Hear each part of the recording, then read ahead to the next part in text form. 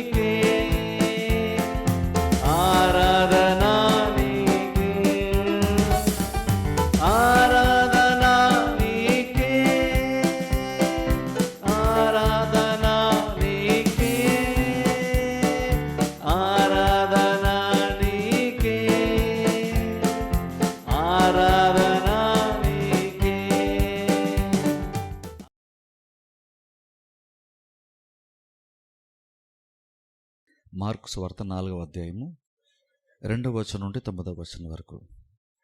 ఆయన ఉపమాన రీతిగా చాలా సంగతులు వారికి బోధించుచు తన బోధల్లో వారితో ఇట్లా నేను వినుడి, ఇదిగో విత్తువాడు విత్తుటకు బయలువెళ్ళెను. వాడు విత్తుచుండగా కొన్ని విత్తనములు త్రోవ ప్రక్కన పడెను. పక్షులు వచ్చి వాటిని మృంగివేశాను. కొన్ని చాలా మన్ను లేని రాతి నెలన పడెను. అక్కడ మన్ను లోతుగా ఉండనందున అవి వెంటనే మొలిచెను గాని సూర్యుడు ఉదయింపగానే అవి మాడి వేరు లేనందున ఎండిపోయాను. కొన్ని ముండ్ల పొదల్లో పడెను. ముండ్ల పొదలు ఎదిగి వాటిని అణిచివేశాను గనుక అవి ఫలింపలేదు. కొన్ని మంచి నేలను పడెను. అవి మొలిచి పెరిగి పైరై 30 దంతలుగాను 60 దంతలుగాను 100 దంతలుగాను ఫలించెను. వినుటకు చెవులు గలవాడు వినుగాక అని చెప్పాను. ఇక్కడ చూడండి, యేసుక్రీస్తు ఒక ప్రాముఖ్యమైనటువంటి ఒక ఉపమానాన్ని యేసుక్రీస్తు బోధించారు. చాలా సందర్భాల్లో వాక్యం యొక్క ప్రాముఖ్యత గురించి మనము తెలుసుకునేటప్పుడు, అలాగనే విశ్వాసం గురించి వినేటప్పుడు తరచుగా యొక్క వాక్యాన్ని మనం రిఫర్ చేస్తుంటాం. ఎందుకంటే ఇది వాక్యము ఎలా పనిచేస్తున్న దానికి ఇది ఒక శ్రేష్టమైనటువంటి ఒక ఉదాహరణ. ఈ వాక్య భాగం స్వయంగా యేసుక్రీస్తే వాక్యం అనేటువంటిది ఎలా పనిచేస్తుంది, ఎలాంటి సందర్భాల్లో వాక్యము ఫలిస్తుందన్న దాని గురించి యేసుక్రీస్తు చాలా వివరంగా ఇక్కడ మాట్లాడుతూ వచ్చారు. ఇప్పుడు ఎందుకంటే చూడండి, ఈ యొక్క ఉపమానము చాలా చాలా ప్రాముఖ్యం. ఎందుకంటే బైబిల్ మొత్తం అసలు మన హృదయాలు ఎలా పనిచేస్తుంది, ఎలాంటి స్థితిలో వాక్యం ఫలిస్తుంది అన్న దాని గురించి యేసుక్రీస్తు ఉపమానం చెప్పారు. ఈ ఒక్క మాటను బేస్ చేసుకుని మనం బైబిల్ అంతా అర్థం చేసుకోవచ్చు. మనం వినేటువంటి ప్రతి ప్రసంగం కూడా, మనం సంవత్సరం అంతా వినేటువంటి ప్రతి ప్రసంగము కూడా, అది నువ్వు సరిగ్గా వినాలి, సరిగ్గా అర్థం చేసుకోవాలి, అది నీకు ఆశీర్వాదకరంగా మారాలంటే మొదటగా ఈ యొక్క వాక్యాన్ని అర్థం చేసుకోవడం, ఈ ఉపమానాన్ని అర్థం చేసుకోవడం చాలా చాలా ప్రాముఖ్యం. విశ్వాసులంగా మనము జీవితాంతం వరకు, చనిపోయే వరకు వాక్యాన్ని వింటూనే ఉంటాం. మనం మరి అంతకాలము మనము ఒక కార్యమును మనము చేస్తూ ఉండాలంటే, అందులో ఇన్వాల్వ్ అవుతామంటే, లేదంటే దాని కొరకు సమయాన్ని మనం కేటాయిస్తామంటే నిజంగా వాక్యం అనేటువంటిది ఎంత ప్రాముఖ్యమో మనం ఆలోచించాలి. వాక్యం అంత ప్రాముఖ్యమైనప్పుడు ఈ ఉపమానం అర్థం చేసుకుని ఎంత ప్రాముఖ్యమో మనం ఆలోచించాలి. జస్ట్ వాక్యం పట్ల ఆసక్తి ఉంటే సరిపోదు, ఆ వాక్యం గురించిన కొన్ని విషయాలు మనం తెలుసుకోవడం కూడా చాలా చాలా ప్రాముఖ్యం. వాక్యము విని ఫలించాలంటే అందులో ఉండేటువంటి డైనమిక్స్ ఏంటో తెలుసుకోవాలి. అంటే వాక్యం ఎలా పనిచేస్తుంది, అందులో ఉండే విషయాలు ఏంటంటే తెలుసుకోవడం చాలా చాలా ఇంపార్టెంట్ మనకి. జస్ట్ ఒకసారి ఆలోచించండి. మామూలుగా ప్రపంచంలోనే అతి పెద్ద ప్రసంగుడు ఒక ఆయన ఎవరు ఉన్నారనుకుందాం. జస్ట్ మీ మైండ్లో ఒకసారి ఊహించుకోండి. అది ఎవరైనా సరే కావచ్చు. ఒక పెద్ద ప్రసంగి మీరు ఊహించుకోండి. మీకు తెలిసి ఆయన బాగా వాక్యం చెప్తాడు, బాగా వాడబడుతున్నాడు, ఆయన వాక్యం చెప్తే తిరిగేలేదు అనేటువంటి ఒక వ్యక్తిని మీ మనసులో ఊహించుకోండి, మీకు తెలిసిన వారిలో. ఇప్పుడు చూడండి, ఆయన ప్రసంగం చేస్తే ఎంతవరకు ఫలిస్తుంది అన్న దాని ఒకసారి మీరు ఆలోచించండి. నేను చెప్పేది ప్రపంచం మీకు తెలిసినంత వరకు ఉండేటువంటి అతి పెద్ద ప్రసంగికుడి గురించి మాట్లాడుతున్నాను నేను. బాగా ప్రాచుర్యం చెందినటువంటి, లేదా పెద్ద పరిచర్యకి వెళ్ళినటువంటి, లేదా బాగా వాక్య పరిచర్య చేయగలిగేటువంటి అతి గొప్ప ప్రసంగికుని ఒకసారి ఊహించుకోండి. ఆయన ఊహించుకుని మనం అనుకుంటామంటే, ఆయన వెళ్ళి వాక్యం చెప్తే తిరిగే లేదు, ఆయన వెళ్ళి వాక్యం చెప్తే అందరూ మార్మన్స్ పొందేస్తారు, ఆయన వెళ్ళి వాక్యం ప్రకటిస్తే అందరూ విశ్వాసంలో బలపడతారు, ఆయన వెళ్ళి వాక్యం చెప్తే దేవుడు బలంగా కార్యం జరిగించేస్తాడు, అందరిలో మార్పు వచ్చేస్తుంది, లేదా అందరి హృదయాల్లో ఏదో ఒక దేవుని యొక్క ఆత్మీయ కార్యం జరిగిపోద్దని కొన్నిసార్లు మనం అనుకుంటాం. కానీ ఒకసారి ఆలోచించి, నిజంగా అది వాస్తవమేనా? ప్రపంచంలో అతి పెద్ద ప్రసంగుడు బోధించినా సరే, నిజంగా అతను బోధించాడు కాబట్టి అందరూ వాక్యాన్ని అర్థం చేసుకోగలుగుతారా? ఆ వ్యక్తి బోధించాడు కాబట్టి అందరూ వాక్యాన్ని అంగీకరిస్తారా? ఆ వ్యక్తి బోధించాడు కాబట్టి అందరూ విశ్వాసంలో బలపడతారా? ఆ వ్యక్తి బోధించాడు కాబట్టి అందరూ కూడా ఆత్మీయంగా మార్పు చెంది ఎదుగుతూ ఉంటారా? ఇప్పుడు చూడండి, ఆ ఒక్క బోధకుని మనం తీసేద్దాం. మీరు ఎంతమంది ఊహించుకున్నా తెలియదు. అప్పుడు ఆ ప్లేస్లో యేసుక్రీస్తుని స్వయంగా పెడదాం. మనం ఎవరు వద్దు, స్వయంగా యేసుక్రీస్తుని పెడదాం. ఎందుకంటే ప్రపంచంలో ఇప్పటి వరకు ఆయన మించిన బోధకుడు లేడు, అలాంటి ఆయన ముందు కూడా రాడు. ఇప్పుడు అంత గొప్ప యేసుక్రీస్తు ఒకవేళ కనుక ఒక మీటింగ్లో కనుక వాక్యాన్ని ప్రకటించాల్సి వస్తే, లేదంటే ఇలాంటి ఒక సంఘంలో వాక్యాన్ని ప్రకటించాల్సి వచ్చుంటే, ఇప్పుడు స్వయంగా యేసుక్రీస్తు వాక్యాన్ని ప్రకటిస్తున్నాడు, ప్రధాన బోధకుడు వాక్యాన్ని ప్రకటిస్తున్నప్పుడు, ఆది అందు వాక్యంలో ఉండేటువంటి ఆయన శరీరాన్ని ధరించుకొని వచ్చి వాక్యమే ప్రసంగం చేస్తే, ఆ ప్రసంగం వినేటువంటి ఆడియన్స్ గురించి ఒకసారి ఆలోచన. ఎంతమందికి ఆ వాక్యం నిజంగా వారి హృదయాలు ఫలిస్తుంది? ఎంత పర్సంటేజ్లో ఆ వాక్యం నిజంగా పనికొచ్చింది అని మనం చెప్పగలుగుతాం. ఒకసారి ఆలోచించండి. కానీ బైబిల్ మనం చూసినప్పుడు స్వయంగా యేసుక్రీస్తే ఆయన మాట్లాడుతున్నప్పుడు వాక్య పరిచర్య గురించి ఆయన ఇక్కడ ఈ ఉపమానంలో బోధించినంత లోతుగా యథార్థంగా ఉన్నట్లుగా బోధించినట్టుగా ఎవరు కూడా బోధించరు. నిజంగా అంత బెస్ట్గా ప్రాక్టికల్గా వాక్యం నిజంగా పరిచయం అంటే ఎలా జరుగుతుంది అన్న దాని నుంచి ఇక్కడ యేసుక్రీస్తు ఇక్కడ ఉపమానరీతిగా బోధించారు. ఇప్పుడు స్వయంగా ఇక్కడ ఆయన ఉపమానరీతిగా బోధిస్తున్నప్పుడు ఆయన వేరే ఎవరో ఒక బోధకుడు బోధిస్తే ఇలా ఉంటుందని చెప్పడం కాదు. ఆయన ఇది బోధిస్తున్నప్పుడు ఆయనకున్న ఎక్స్పీరియన్స్ని బట్టి ఉపమానాన్ని బోధించారు ఆయన. ఎందుకంటానంటే అలాగా ఆయన అనుభవంలో నుండి ఎందుకు ఉపమానం వచ్చిందని చెప్తున్నానంటే, చాలా సందర్భంలో ఆయన వాక్యాన్ని బోధించినప్పుడు చాలామంది ఆ వాక్యాన్ని నమ్మినటువంటి వాళ్ళు కొంతమంది ఉంటే, కొంతమంది ఆయన అలా బోధించిన దాన్ని బట్టి అభ్యంతరపడిన వాళ్ళు చాలామంది ఉన్నారు. కొంతమంది ఆయన అలా బోధించడాన్ని బట్టి ఆయన మీద వ్యతిరేకమైన ఆలోచన వచ్చి ఆయన చంపాలని ఆలోచన కలిగి వెళ్ళిపోయినటువంటి వారు చాలామంది ఉన్నారు. కొంతమంది వాక్యాన్ని అర్థం చేసుకోకుండా ఆయన పొరపాటుగా అర్థం చేసుకునే వాళ్ళు చాలామంది ఉన్నారు. రెండు ఒకసారి ఆలోచించండి, ఒక ప్రధాన బోధకుడు అసలు యేసుక్రీస్తు స్వయంగా వచ్చి భూమి మీద వాక్యాన్ని బోధించాడంటే మనం అనుకుంటామంటే నిజంగా ఒక మనుషులు ఎంత బాగా బోధిస్తుంటే నిజంగా దేవుడు వచ్చి వాక్యాన్ని బోధిస్తే నిజంగా ఎంత 100 మంది ఉంటే 100 మంది వాక్యాన్ని వినేస్తారు, 100 మంది వాక్యాన్ని అంగీకరించేస్తారు, 100 మందికి వాక్యం అర్థమైపోద్ది, 100 మంది మారిపోతారని మనం జనరల్గా ఊహించుకుంటాం. కానీ యేసుక్రీస్తు చెప్పిన ఉపమానం బట్టి చూస్తే మనం ఏదైతే ఊహించుకుంటున్నామో అది యాక్చువల్గా వాస్తవము కాదు అని ఉపమానం బట్టి అర్థమవుతుంది. ఎందుకంటే స్వయంగా యేసుక్రీస్తు తన యొక్క సొంత అనుభవంలో నుండి ఉపమానాన్ని బోధించారు. ఎందుకంటే ఆయనకి తెలుసు ఆయన ఏం బోధిస్తున్నారో, ఆయనకి ఫుల్ క్లారిటీ ఉంది. ఆయన ఏం బోధిస్తున్నారో ఆయనకి బాగా తెలుసు. ఆయన బోధించేది ఎగ్జాక్ట్గా వాక్యమే శరీరం ధరించుకుని వచ్చింది కాబట్టి, ఆయన వచ్చాడు కాబట్టి వాక్యాన్ని బోధిస్తున్నప్పుడు అంతకంటే బెటర్గా, అంతకంటే బెస్ట్గా, అంతకంటే శ్రేష్టంగా, అంతకంటే ఉన్నతంగా ఏ ఒక్క వ్యక్తి కూడా వాక్యాన్ని వివరించలేడు, వాక్యాన్ని ఎక్స్ప్లెయిన్ చేయలేడు, వాక్యాన్ని బోధించలేడు. అలాంటి ఆయన 3.5 సంవత్సరములు పరిచర్య చేస్తూ వాక్యాన్ని బోధిస్తూ వెళ్తూ ఉంటే మనం వినేటువంటి ఆడియన్స్ ఎవరైతే ఉన్నారో వాళ్ళల్లో ఒక మిక్స్డ్ రియాక్షన్ మనం చూస్తాం. అంటే అందరూ ఒకేలాగా రియాక్ట్ అవ్వలేదు. ఇదని చెప్పేది స్వయంగా యేసుక్రీస్తు వాక్యాన్ని బోధిస్తేనే అందరూ ఒకలాగా స్పందించలేదు.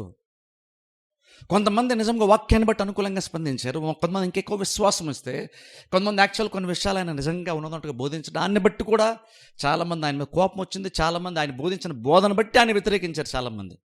ఒకవేళ పర్సనల్గానికి కొంతమందికి యేసుక్రీస్తు మీద ఆసక్తి ఉండొచ్చు, ఎంతో కొంత నమ్మకం ఉండి ఆయన దగ్గరకు వచ్చి ఉండొచ్చు. కానీ తీరా వాళ్ళు వచ్చిన తర్వాత యేసుక్రీస్తు కొన్ని విషయాలు బోధించినప్పుడు, ఆయన బోధించినట్టు ఆ టైంలో ఆయన నమ్మి వచ్చినటువంటి వారు, ఈయన ఏదో చెప్తాడు మంచిగా చెప్తాడు విందామని వచ్చినటువంటి వారికి యేసుక్రీస్తు కొన్ని విషయాలు ఆయన చెప్పినప్పుడు ఆ ప్రసంగాన్ని బట్టి చాలామంది ఆయన అంగీకరించలేదు. అంటే దాన్ని బట్టి ఆలోచించిన నిజంగా వాక్య పరిసరం అనేటువంటిది అది నిజంగా అసలు వాక్యం ఎంతవరకు పనిచేసే అవకాశం ఉంది ఒకసారి ఆలోచించండి. ఎందుకంటే నేను ప్రసంగం చెడు గురించి మాట్లాడలేదు, ఎవరో ఒక సాధారణమైనటువంటి ఒక బోధకుడు ప్రసంగం చెడు గురించి మాట్లాడలేదు, స్వయంగా యేసుక్రీస్తే ప్రసంగం చెడు గురించి మాట్లాడుతున్నాను. ఇప్పుడు ఆయన బోధిస్తేనే, ఆయన వాక్య పరిచయం చేస్తేనే అందరూ ఒకేలాగా అర్థం చేసుకోలేదు అన్నప్పుడు మనకు అర్థమవుతున్న విషయం ఏంటంటే, నిజంగా వాక్యం ఫలించాలంటే లేదా వాక్యాన్ని విశ్వాస సరిగ్గా అర్థం చేసుకోవాలంటే, అది నిజముగా చెప్పాలంటే అది బోధకుని యొక్క చేతుల్లో లేదు అని అర్థమవుతుంది. అది బోధకుని యొక్క చేతుల్లో లేదు. వాక్యము బోధింపడినప్పుడు, ఒక ప్రసంగం బోధింపడినప్పుడు అది ఎంతగా ఫలిస్తుంది, ఎంతమందిలో ఫలిస్తుంది, ఎంతమంది దాన్ని నిజంగా అంగీకరిస్తారు, ఎంతమంది నిజంగా దాన్ని అర్థం చేసుకుంటారు అనేటువంటిది నిజంగా చెప్పాలంటే బోధకుని యొక్క చేతులు అసలు లేనే లేదు. ఎందుకంటే స్వయంగా యేసుక్రీస్తు బోధిస్తేనే, ఆయన నిజంగా వాక్యాన్ని ఉన్నదన్నట్టుగా బోధించిన తర్వాత కూడా నిజంగా వాక్యాన్ని ఉన్నదన్నట్టుగా చాలామంది అంగీకరించలేకపోయారు. అదేం చెప్తుందంటే, బోధించేవాడు సరైనడైతే అక్కడ వాక్యం వినడానికి వచ్చిన ప్రతి వాళ్ళు వినేస్తారు, ప్రతి వాళ్ళు వాక్యం నమ్మేస్తారు, ప్రతి వాళ్ళు అంగీకరిస్తారు, ప్రతి వాళ్ళు దాని తగ్గట్టుగా ప్రవర్తిస్తారు అన్న గ్యారంటీ ఏమీ లేదు. ఎందుకంటే స్వయంగా యేసుక్రీస్తు జీవితంలోనే అలాగ ఆయన అనుభవించారు. అది ఆయన ఎదుర్కొన్నారు. అలాంటి ఎక్స్పీరియన్స్ని ఆయన బోధించినప్పుడు అందరూ దాన్ని అంగీకరించలేదు. ఇప్పుడు అందుకని చూడండి, మనము వాక్యం వినేటప్పుడు చాలా సందర్భంలో వినేటువంటి మీరేమనుకుంటారంటే, ప్రధానంగా బోధించే వ్యక్తి యొక్క చేతుల్లో ఉందని బహుశా మీరు అనుకుంటారేమో. బోధించే వ్యక్తి యొక్క చేతుల్లో ఎంతవరకు ఉంటుందో చెప్పనా నేను. బోధించే వ్యక్తి యొక్క చేతులు ఎంతవరకు ఉంటుందంటే, ఆదివారం చర్చిలోకి వచ్చి వాక్య ప్రసంగం స్టార్ట్ అవ్వక మునుపు వరకే బోధకుని చేతుల్లో ఉంటుంది. నేను ప్రసంగం స్టార్ట్ చేయడం వరకు నా చేతుల్లో ఉంటుంది. ఎందుకంటే నేనేం ప్రసంగం చేస్తానంటువంటిది నేను ప్రిపేర్ అవ్వాలి, నేను రాత్రులు కూర్చొని నేను టైం స్పెండ్ చేయాలి. కాబట్టి బేసిక్గా నా కష్టం ఎక్కడ ఉంటుందంటే, నేను చర్చిలోకి వచ్చిన తర్వాత ప్రసంగం చేయడానికి నేను కష్టపడిన. యాక్చువల్గా నా కష్టం ఇక్కడ నిలబడి చెప్పే దాంట్లో కనబడదు.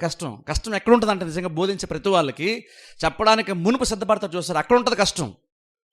చాలాసార్లు బహుశా మీరు వినవేరు అనుకుంటారంటే బోధించాలి కష్టం అండి, ఎందుకంటే వాళ్ళు కష్టపడి బోధిస్తున్నారు కదా, గంట నిలబడి బోధించాలనుకుంటారేమో. నిజమైన కష్టం యాక్చువల్గా మీ ముందు నిలబడి బోధించే టైంలో ఉండదు కష్టం. యాక్చువల్గా చెప్పాలంటే నిజమైన కష్టం ఎక్కడ ఉంటుందంటే, ఇక్కడ రానంత వరకు కష్టపడతారు, ఇక్కడ వచ్చిన తర్వాత కష్టపడడానికి యాక్చువల్గా బోధకుని దగ్గర ఏమీ ఉండదు. ఎందుకంటే అప్పటికి అంతా అయిపోయింది. ఆయన ఏం చెప్పాలని అనుకుంటున్నాడు, సిద్ధపడని అంత మైండ్లో ఉంటుంది. అది ఇక్కడికి వచ్చిన తర్వాత యాక్చువల్గా నాకేం కష్టం ఇక్కడ లేదు యాక్చువల్గా. ఎందుకంటే ఇక్కడ నాకు ఎందుకు కష్టం ఉండదంటే, నాకు ముందు అంతా నేను కష్టపడిపోతాను కాబట్టి ఇక్కడ నాకు నిలబడినప్పుడు వన్స్ నేను ప్రిపేర్ అయిపోతే కనుక సరిగ్గా ఇక్కడ నాకు యాక్చువల్గా కష్టం కాదు. సో కాబట్టి వాక్య పరిసరం అంటే బోధించేటువంటి వాడికి కష్టం ఎక్కువ ఉంటుంది అనుకోకండి. నేను ప్రిపేర్ అయ్యే వరకు కష్టపడాలి, ప్రిపరేషన్లో కష్టపడతాం, కానీ చెప్పడానికి మాత్రం కష్టపడాల్సిన అవసరం లేదు. బట్ ఇంకా చెప్పాలంటే ప్రిపేర్ సరిగ్గా అయితే చెప్పడానికి కష్టపడాల్సిన పని లేదు ఇంకా చెప్పాలంటే. కానీ ఇక్కడ యాక్చువల్గా సంఘంలో కూర్చొని వాక్య పరిస్థితి జరుగుతున్నప్పుడు నిజంగా అసలు ఎవరు కష్టపడాలి తెలుసా మీకు? వాక్యం బోధించేవాడు కష్టపడాల్సింది, వినేటువంటి వాళ్ళు కష్టపడాలి, వినేవాళ్ళు కష్టపడాలి నిజంగా చెప్పాలంటే. అప్పుడు దాన్ని బట్టి ఆలోచించండి, నిజంగా మీ పాత్ర ఎంత ప్రాముఖ్యం ఒకసారి ఆలోచించండి. ఇక్కడికి వచ్చిన తర్వాత కష్టపడే విషయంలో మీ పాత్ర ఎంత ఇంపార్టెంట్ ఒకసారి ఆలోచించండి. నేను నిజంగా చెప్తాను, కష్టపడాలని అంటే నిజంగానే కష్టం గురించి మాట్లాడతాను. నేను కంఫర్టబుల్గా కూర్చొని క్యాజువల్గా టీవీలో క్రికెట్ వాచ్ చేసినట్లుగా, లేదా ఇంకేదో టీవీలో ఒక ప్రోగ్రామ్ చూసినట్టు కంఫర్టబుల్గా కూర్చొని చూడడం గురించి నేను మాట్లాడలేదు ఇక్కడ. ఇది వాక్యం వినడం అంటే అంత సులువైన కార్యం అయితే ఖచ్చితంగా కాదు. అందుకని ఇక్కడ యేసుక్రీస్తు అపమానాన్ని బోధించారు. ఒకసారి చదువుతాను చూడండి, ఆయన బోధించారు అపమానం గురించి. ఆయన మాట్లాడుతూ ఫస్ట్ వాళ్ళు అపమానం చెప్తున్నారు. ఆయన చూడండి 3 వచనం చదువుతాను చూడండి. వినుడి, ఇదిగో విత్తువాడు విత్తుటకు బయలు వెళ్ళాను. ఇక్కడ గమనించండి, యేసుక్రీస్తు ఉపమాన రీతిగా మారుతున్నారు. బేసిక్ ఉపమానం అంటే ఏంటో తెలుసా? ఉపమానం అంటే అర్థం అంటే అందరికీ ఆ రోజుల్లో జీవించేటువంటి వారికి, అంటే ఏ వ్యక్తి అయితే ఉపమాన రీతిగా బోధిస్తున్నాడో ఆ బోధకుడు బోధించే టైంలో అందరికీ బాగా తెలిసి ఉండి అవగాహన కలిగి ఉన్నటువంటి కొన్ని కార్యాలను యూస్ చేసుకొని లోతైనటువంటి ఒక ఆత్మీయ సత్యాన్ని బోధించేటువంటి విధానాన్ని ఉపమాన రీతిగా బోధించడం అంటారు. ఉపమానం అంటే అర్థం ఏంటంటే, అది భౌతికమైనటువంటి ఒక విషయం అందులో ఉంటుంది, వెళ్ళగా అందులో ఆత్మ సంబంధమైనటువంటిది కూడా అందులో ఉంటుంది. ఫస్ట్ అది భౌతికంగా స్టార్ట్ అవుతుంది, అది ఆత్మీయంగా ముగించబడుతుంది. అది ఉపమానం. ఎందుకు స్టార్ట్ చేస్తామంటే, భౌతికమైన విషయం ఎందుకు చెప్తారంటే అది అందరికీ ఆటోమేటిక్ తెలిసి ఉంటుంది. అది ఉపమాన రీతిగా చెప్తున్నప్పుడు భౌతికమైన విషయము అర్థం చెప్పే ప్రయత్నం బోధకుడు చేయట్లేదు.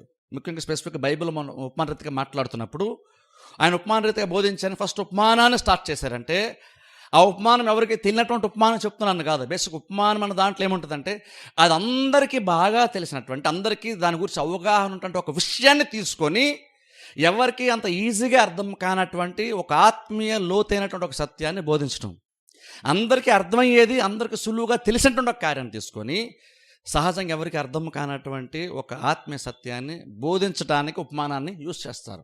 ఉపమానం అనేటువంటిది అందరికీ అర్థమవుతుంది. అందులో ఉన్న భౌతికమైనటువంటి సైడ్ ఏదైతే ఉందో, భౌతికమైన విషయం ఏదైతుందో అది అందరికీ అర్థమవుతుంది. కానీ ఆత్మీయ విషయమే అర్థం చేసుకోవడం కొంచెం కష్టమవుతుంది. అందుకనే ఆత్మీయ అర్థము చెప్పడానికి కొన్నిసార్లు ఉపమాన రీతిగా వాళ్ళు బోధిస్తారు. ముఖ్యంగా యేసుక్రీస్తు ఎక్కువ ఉపమాన రీతిగా బోధించారు. అందుకే ఆయన బోధించినప్పుడు ప్రతిసారి కూడా చూడండి, ఆయన తరచుగా అక్కడ ఆయన బోధించే పరిసరాలను యూజ్ చేసుకుని ఆయన గొప్ప ఆత్మ విషయాన్ని యేసుక్రీస్తు బోధించేవాళ్ళు. ఆకాశ పక్షులను చూడండి అన్నారు. ఇప్పుడు చూడండి, ఆయన బేసిక్గా ఆయన బోధించింది ఎలాంటి బిల్డింగ్లో ఆయన యేసుక్రీస్తు బోధించలేదు. యేసుక్రీస్తు బోధించినప్పుడు అంత అవుట్డోర్లోనే బోధించారు. ఎక్కడో కొండ ప్రాంతానికి, సముద్ర తీరానికి వెళ్ళి ఇలాగ అవుట్డోర్లోనే ఆయన బోధించారు. అవుట్డోర్లో బోధించేటప్పుడు ఖచ్చితంగా అక్కడ ఆకాశ పక్షులు కానీ ఇవన్నీ కూడా ఉంటాయి, సహజంగానే ఉంటాయి, అవన్నీ కనబడుతుంటాయి. సో దాన్ని బట్టి ఆయన వెంటనే ఇన్స్టెంట్గా అప్పటికప్పుడు దాన్ని ఆ భౌతికమైనటువంటి ఒక దాన్ని యూస్ చేసుకొని అక్కడ తరచుగా జరుగుతున్న కార్యాలు యూస్ చేసుకొని కొన్ని ఆత్మీయ విషయాలను యేసుక్రీస్తు ఉపమాన రీతిగా వాళ్ళకి బోధించారు. ఉపమానాలు అందుకు వాళ్ళు యేసుక్రీస్తు ముఖ్యంగా ఆయన అలా బోధించారు. ఆ స్టైల్లో యేసుక్రీస్తు ఉపమానాల రీతిగా బోధించారు. ఇప్పుడు ఇక్కడ కూడా ఆయన ఉపమాన రీతిగానే బోధించారు. ఆయన బోధించినప్పుడు ఆయన ఏం చెప్తున్నారంటే, విత్తువాడు వాక్యమును విత్తుచూ వెళ్ళుచున్నాడు అని బైబిల్ మనం చూస్తున్నాం. విత్తేటువంటి వాడు ఏం చేస్తాడంటే విత్తనం జల్లుకుంటూ వెళ్ళిపోతున్నాడని బైబిల్ మనం చూస్తున్నాం. చూడండి, విత్తనం విత్తేటువంటి వాడు జల్లుకుంటూ వెళ్ళిపోతున్నాడు. అలా జల్లుకుంటూ వెళ్తున్నప్పుడు ఫస్ట్ ఆఫ్ ఆల్ అక్కడ మనం చూస్తున్నాం, మొదటి రకమైనటువంటి నేలను గురించి క్రీస్తు మాట్లాడుతూ అక్కడ ఏం చెప్పారంటే, మొదటి త్రోవ ప్రక్కన ఉన్నటువంటి నేల గురించి మాట్లాడుతున్నారు. అదేం జరిగింది? త్రోవపక్కన నేలలో కూడా విత్తనం పడింది. అదొకసారి ఆలోచించండి. త్రోవ ప్రక్కన అంటే అర్థం ఏంటంటే బేసిక్గా చూడండి, ఆ రోజుల్లో ఈవెన్ పొలాల్లోకి విత్తనాలు విత్తేటువంటి చోటుకి వెళ్ళాలన్నా సరే ఆ విత్తేటువంటి రైతులు కూడా నడుచుకొని వెళ్ళాల్సినటువంటి ఒక దారి, పొలాల్లోనే ఒక దారి కూడా ఉంటుంది. పంటలు పండించేటువంటి చోటు కూడా పోస్తుంది, బేసిక్ గట్టు లాంటివి ఏర్పాటు చేసుకుంటారు చూసారా, త్రోవల్లాగా. అలా నడుచుకుంటే లోపలికి వెళ్ళి అక్కడ విత్తనాలు వెతుకుతారు. కాబట్టి పంటలు పండించే ప్రతి చోట కూడా నడుచుకుని వెళ్ళేటువంటి ఒక మార్గం కూడా వాటి మధ్యలోనే ఉంటుంది. పొలాల్లో పండించే చోట ఎక్కడో దగ్గర ఏదో ఒక సైడు లేదా మధ్యలో ఎక్కడో దగ్గర ఉంటుంది, అది కూడా నడిచేటువంటి త్రోవ. కాబట్టి తరచుగా చాలామంది నడుస్తూ ఉంటారు కాబట్టి ఆ నేల చాలా కఠినంగా మారిపోద్ది. బేసిక్ అక్కడ పండడానికి ఎటువంటి అవకాశం ఉంటుంది, ఎందుకంటే తరచుగా నడుస్తూ ఉన్నారు, తొక్కుతూ ఉన్నారు. కాబట్టి ఆ సాయిల్ అటువంటిది, ఆ నేల అటువంటిది సాఫ్ట్గా ఉండదు, కఠినంగా మారిపోద్ది. కాబట్టి అక్కడ విత్తనం బేసిక్గా లోపలికి వెళ్ళదు. ఇక్కడ యేసుక్రీస్తు అలాగనే మాట్లాడుతూ మొదటి రకమైనటువంటి వ్యక్తిని గురించి లేదా స్థితి గురించి మాట్లాడుతూ అక్కడ యేసుక్రీస్తు యాక్చువల్గా ఏం చెప్తుందంటే, ఇక్కడ ఉపమానం వరకు చూసుకుంటే త్రోవ ప్రక్కన విత్తనం పడిందని బైబిల్ మనం చూస్తున్నాం. త్రోవ ప్రక్కన పడగానే యాక్చువల్ మనం వెళ్ళి యాక్చువల్గా చూస్తే త్రోవ ప్రక్కన పడగానే ఆత్మార్థం ఏం చెప్తుందంటే, వాక్యం విత్తబడగానే ఇక్కడ చూస్తే యాక్చువల్గా పక్షులు వచ్చి తీసుకొని వెళ్ళిపోయినని బైబిల్ మనం చూస్తున్నాం. ఉపమానం వరకే చూసుకుంటే విత్తనము విత్తబడగానే, త్రోవ ప్రక్కన విత్తనం పడగానే అది వెంటనే లోపలికి వెళ్ళదో, బయట అది క్లియర్గా కనబడుతుంది. కాబట్టి పక్షులు వచ్చి వెంటనే దాన్ని చాలా ఈజీగా తీసుకొని వెళ్ళిపోయినాయి. పక్షులు పెద్ద కష్టపడాల్సిన పని లేదు. ఎందుకంటే అందులో ఆత్మీయార్థం ఏంటంటే యేసుక్రీస్తు చెప్తున్నారు అక్కడ ఏమంటున్నారంటే, అక్కడ మొదటి రకమైన హృదయం అది అలాంటిదంటే అది కఠినమైనటువంటిది. సో అక్కడ ఏం జరుగుతుందంటే, ఆ నేల గట్టిగా ఉంది కాబట్టి బేసిక్గా ఏంటంటే వాక్యం విత్తబడగానే యేసుక్రీస్తు చెప్తున్నారు సాతానుడు వచ్చి వాక్యాన్ని తీసుకొని వెళ్ళిపోయాడని బైబిల్ మనం చూస్తున్నాం. సాతానుడు వచ్చి వాక్యాన్ని తీసుకుని వెళ్ళిపోయాడు. ఇప్పుడు యాక్చువల్ ఆలోచన నిజంగా అలాంటి హృదయం ఉన్నప్పుడు నిజంగా అలాంటి హృదయానికి వాక్యం చెప్పడం నిజంగా అవసరమా? ఒకసారి ఆలోచించండి. వాక్యం అలా విత్తబడగానే వెంటనే సాతానుడు వచ్చి తీసుకొని వెళ్ళిపోతున్నాడు. అప్పుడు నిజంగా అలాంటి హృదయం ఉన్నప్పుడు నిజంగా అలాంటి హృదయాలకి, అలాంటి వ్యక్తులకి వాక్యం నిజంగా చెప్పడం అవసరమా? అంటే యాక్చువల్గా నిజంగా చూడండి, వాక్య పరిచయం అనేటువంటిది ఎలాంటిదంటే, యాక్చువల్గా వాక్యం చెప్పేటప్పుడు సెలెక్టివ్గా ఎవరెవరు వింటున్నారో చూసుకొని వాళ్ళకి మాత్రమే వాక్య పరిచయం చేయడం అనేటువంటిది వాక్యానుసారము కాదు. ఇప్పుడు చూడండి, సర్వసృష్టికి వెళ్ళి సువార్తను ప్రకటించిన యేసుక్రీస్తు చెప్పారు.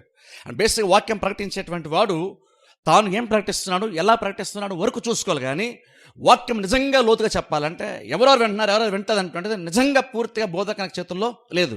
అందుకే చూడండి, చాలా సందర్భాలు నేను అది పట్టించుకొని వాక్యం ఎవరు వింటున్నారు, ఎవరు వింటుందని అసలు నాకు సంబంధమే లేదు అందులో. ఎందుకంటే బేసిక్ ఎందుకంటే మరి కొంత విన్నటువంటి వాళ్ళు ఉంటారు కదండి. అంటే ఇలాంటి చోట కూడుకున్నప్పుడు త్రోవ ప్రక్కన నేల లాంటి హృదయాలు మనుషులు కూడా ఇక్కడ ఉంటారు, ఈ ప్లేస్లో ఉంటారు. మరి వాళ్ళు వాక్యము మీరు కష్టపడి విత్తుతున్నారు, వెంటనే సాతానుడు తీసుకుని వెళ్ళిపోతున్నప్పుడు అలాంటి వాళ్ళు వాక్యం చెప్పడం ఎందుకండి?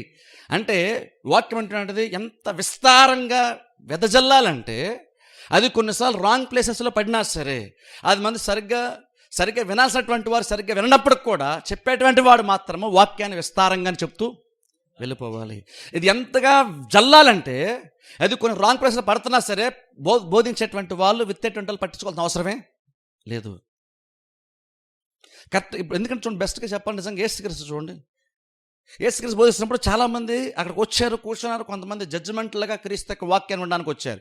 అంటే ఆయన బోధించినప్పుడు ఆ బోధలో ఏదైనా తప్పు ఉంటుందేమో చూద్దాం, ఆ బోధలో ఉన్న తప్పును బట్టి ఇరికించేద్దాం, దాన్ని బట్టి చంపేద్దాం అనుకొని ప్రీప్లాన్డ్గా తప్పు దొరుకుతుందేమో బోధలు అనుకొని వచ్చేటువంటి వాళ్ళు కూడా కొంతమంది యేసుక్రీస్తు దగ్గర ఉన్నారు ఆ టైంలో. ఇప్పుడు ఆయన యేసుక్రీస్తు దేవుడు కాబట్టి ఆయన ఖచ్చితంగా ఆ విషయం కూడా తెలుసు ఆయనకి. ఆయన తెలిసినప్పుడు కూడా ఆయన కూడా బాగా వాక్యం వినేటువంటి వాడికి బోధించినట్లుగానే త్రోవ ప్రక్కన వాక్యాన్ని పెద్దగా యాక్సెప్ట్ చేయనటువంటి వ్యక్తి కూడా యేసుక్రీస్తు వాక్యాన్ని అలాగనే బోధించారు. ఎందుకంటే వాక్య పరిచయం అనేటువంటిది ఎంత బ్రాడ్గా జరగాలంటే అది వినేటువంటి వాళ్ళు కొంతమంది దాన్ని వేస్ట్ చేస్తున్నా సరే కొంతమంది వేస్ట్ చేస్తున్నారు కాబట్టి అని చెప్పేసి విత్తేటువంటి వాడు విత్తడం మానేయకూడదు.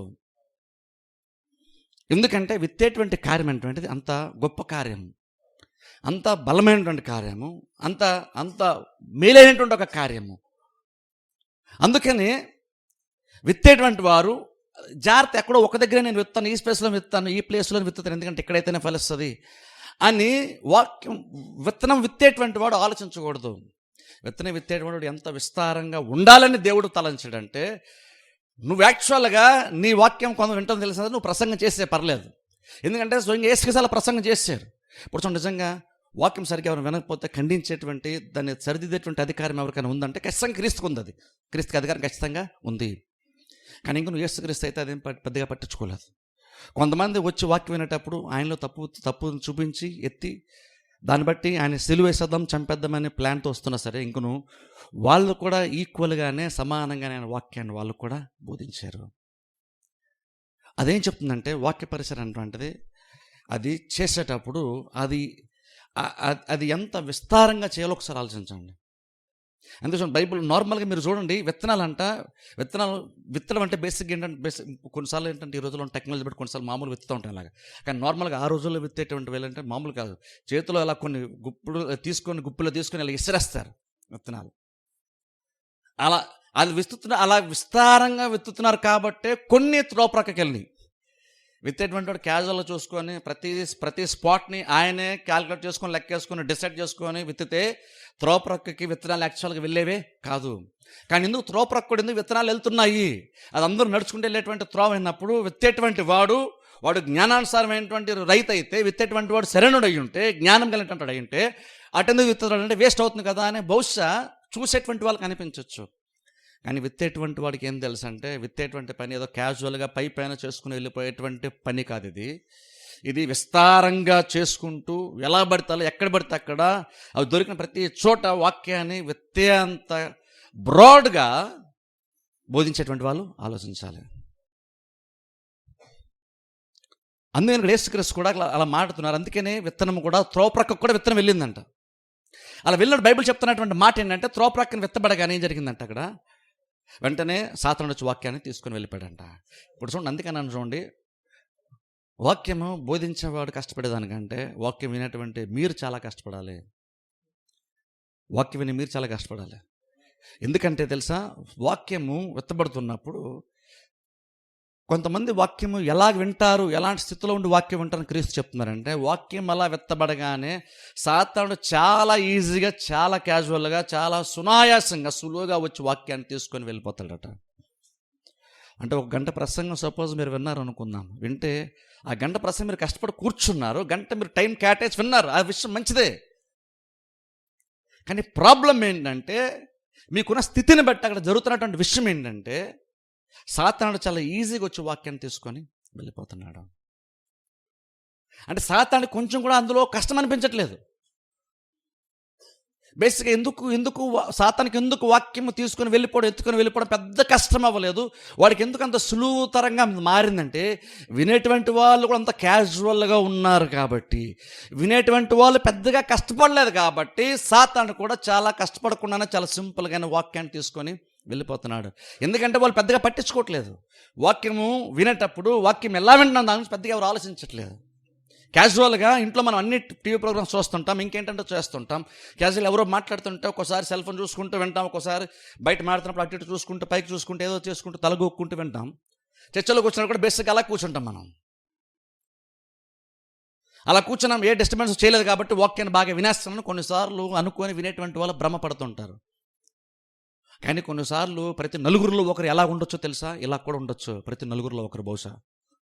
ఎలాగంటే వాక్యం బోధింపడుతున్నప్పుడు విత్తనం ఎంత బలమైందైనా సరే కావచ్చు, సాతానుడు విత్తనం వెళ్ళిపోకుండా ఉండాలంటే వాక్యం అంత బలంగా ఉంటే సాతాను తీసుకెళ్ళడానికి కాదు. ఇక్కడ విత్తనం ఎంత బలమైందైనా సరే కావచ్చు, అది ఎక్కడ విత్తబడింది అన్నది చాలా చాలా ఇంపార్టెంట్. విత్తనం బలమైంది కానీ ఎక్కడ విత్తబడింది అంటే త్రోవ ప్రక్కన విత్తబడింది. త్రోవ పక్కన పడింది కాబట్టి బహుశా అలా పడగానే అది బౌన్స్ అయ్యి అక్కడే ఉంది, అది లోపలికి వెళ్ళేటువంటి అవకాశం లేదు. కాబట్టి అంటే ఆకాశ పక్షులు అంటే సాతానుడు వచ్చి వాక్యాన్ని తీసుకొని వెళ్ళిపోయాడు.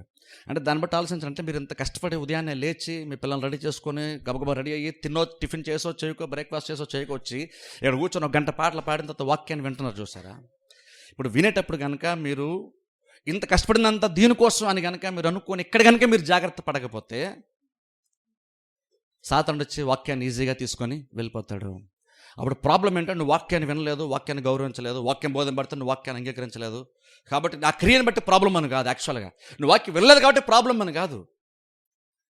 అక్కడ ఆ వాక్యము ఫలిస్తే నీ జీవితం సుఖంగా ఉంటుంది, నీ జీవితం బెటర్గా మారుతుంది. ఇప్పుడు నువ్వు అది వినలేదు కాబట్టి నీకు అంత కష్టము వస్తుంది. ఎందుకంటే ప్రాబ్లం ఇక్కడ ఇష్యూ ఏంటంటే నువ్వు అంత కష్టపడిన తర్వాత కూడా, అంత కష్టపడి ప్రయాసపడి లేచి రెడీ అయ్యి కష్టమో నష్టమో నీకు వచ్చిన తర్వాత కూడా నీకే ప్రతిఫలం లేకుండా నువ్వు ఉంటున్నావు.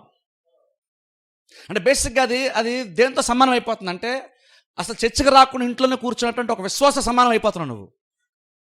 ఎందుకని ఇంత కష్టపడి వచ్చిన తర్వాత కూడా నేను చెప్పేది అది. ఇప్పుడు ఇంత కష్టపడి వచ్చినంతా కూడా నీ కష్టం అంతా కూడా వేస్ట్ అయిపోతుంది. ఎందుకో తెలుసా? హృదయం అనేటువంటిది త్రోవ ప్రక్కన ఉన్నటువంటి నేల లాంటి హృదయం కనుక ఉంటే నువ్వు ఇంత కష్టపడినంతా కూడా ఏమవుతుందంటే వేస్ట్ అయిపోతుంది. ఇప్పుడు దాంట్లో ఒకసారి అంటే చర్చిలోకి వచ్చి కూర్చొని వాక్య పరిచయం స్టార్ట్ అయిన తర్వాత కూడా ఏదో వాక్యం వింటున్నామని చెప్పుకుంటున్న తర్వాత కూడా బహుశా ఇంతలాగా నేను నష్టపోయేటువంటి ప్రమాదం ఉందా? అంటే నేను ప్రయాసపడి ఇంతసేపు కూర్చొని అంతా కూడా వేస్ట్ అయిపోయేటువంటి ఛాన్సెస్ కూడా ఉన్నాయా? చర్చికి రాకుండా నష్టపోవడం గురించి చెప్పట్లేదు, చర్చికి వచ్చి కూడా నష్టపోవడం గురించి చెప్తున్నాను నేను. అంటే దీన్ని బట్టి ఆలోచించండి. నిజంగా వాక్యం వినేటువంటి వాళ్ళు ఎవరైతే ఉన్నారో ఈ వాక్యాన్ని ఎంత సీరియస్ తీసుకోవాలి ఒకసారి ఆలోచించండి. వాక్యం వింటున్నట్టు మనము వాక్యాన్ని ఎంత సీరియస్గా తీసుకోవాలి. సాతాను చాలా ఈజీగా తీసేసుకున్నాడంట వాక్యాన్ని.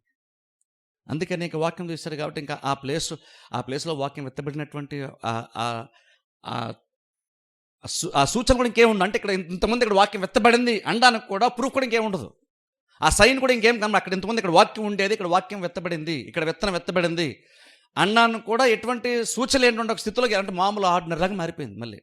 ఎందుకంటే విత్తబడగానే పక్షులు వచ్చేసినాయి. బేసిక్గా పక్షులు కూడా విత్తబడుతున్న పక్షులు వస్తున్నాయని అర్థం అనమాట.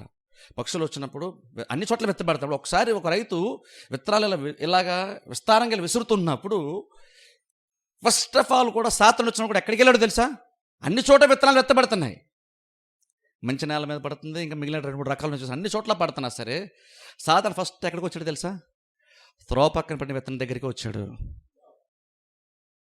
అక్కడ మాత్రం విత్తనం విత్తబడలేదు, విత్తనం అన్ని చోట్ల విత్తబడింది. మిగిలినటువంటి 3 ప్లేసెస్లో కూడా విత్తనం విత్తబడింది. కానీ సాతాను ఎందుకు ఫస్ట్ అక్కడ మనం చూస్తున్నాం అంటే సాతానుకి అది చాలా ఈజీ టార్గెట్ అనమాట. అంటే వాడు పెద్ద కష్టపడాల్సిన అవసరం లేదు. అక్కడ నీకు తెలియకుండానే సాతాను వచ్చి వాక్యాన్ని తీసుకొని వెళ్ళిపోతాడు. అందుకనే వినేటువంటి వాళ్ళు నేను అంటాను, అందుకని చాలా కష్టపడాలంటాను. ఇక్కడ కష్టపడడం చాలా చాలా ఇంపార్టెంట్. జస్ట్ పైపైన క్యాజువల్గా కూర్చొని నేను ఏదో వాక్యం వినేస్తున్నాను అనుకుంటే కాదు. ఇక్కడ అట్మోస్ట్ రెస్పాన్సిబిలిటీ ఉండాలి మనకి. ఎక్కడ లేనంత బాధ్యత మనం కనపరచాలి, ఎక్కడ లేనంత కాన్సన్ట్రేషన్ ఇక్కడ మనం పెడితేనే కానీ నీకు వాక్యము హృదయం లోతుల్లోకి వెళ్ళేటువంటి అవకాశము ఉండదు. ఎందుకంటే చూడండి, అందుకే వాక్య పరిచయాన్ని ఎప్పుడు కూడా సిల్లిగా తీసుకోకూడదు వాక్యాన్ని. ఎందుకంటే దాని బదులు నిజంగా వాక్యాన్ని క్యాజువల్గా తీసుకున్నాం అనుకోండి, అసలు ఇక్కడ రావాల్సిన అవసరం లేదు, నీకు చాలా కష్టం తగ్గిపోద్ది, నీకు అంత ప్రెజరే ఉండదు అప్పుడు. ఎందుకంటే నేను ఇక్కడికి వచ్చి కూర్చుని ఇలాంటి హృదయంతో వాక్యం వినేటువంటి వాడు, అలాగే ఇంట్లో క్యాజువల్గా కూర్చుని అసలు వాక్యమే విన్నటువంటి వాడు ఇద్దరి స్థితి ఒకటే, చివరికి ఇద్దరి స్థితి ఒకటవుతుంది.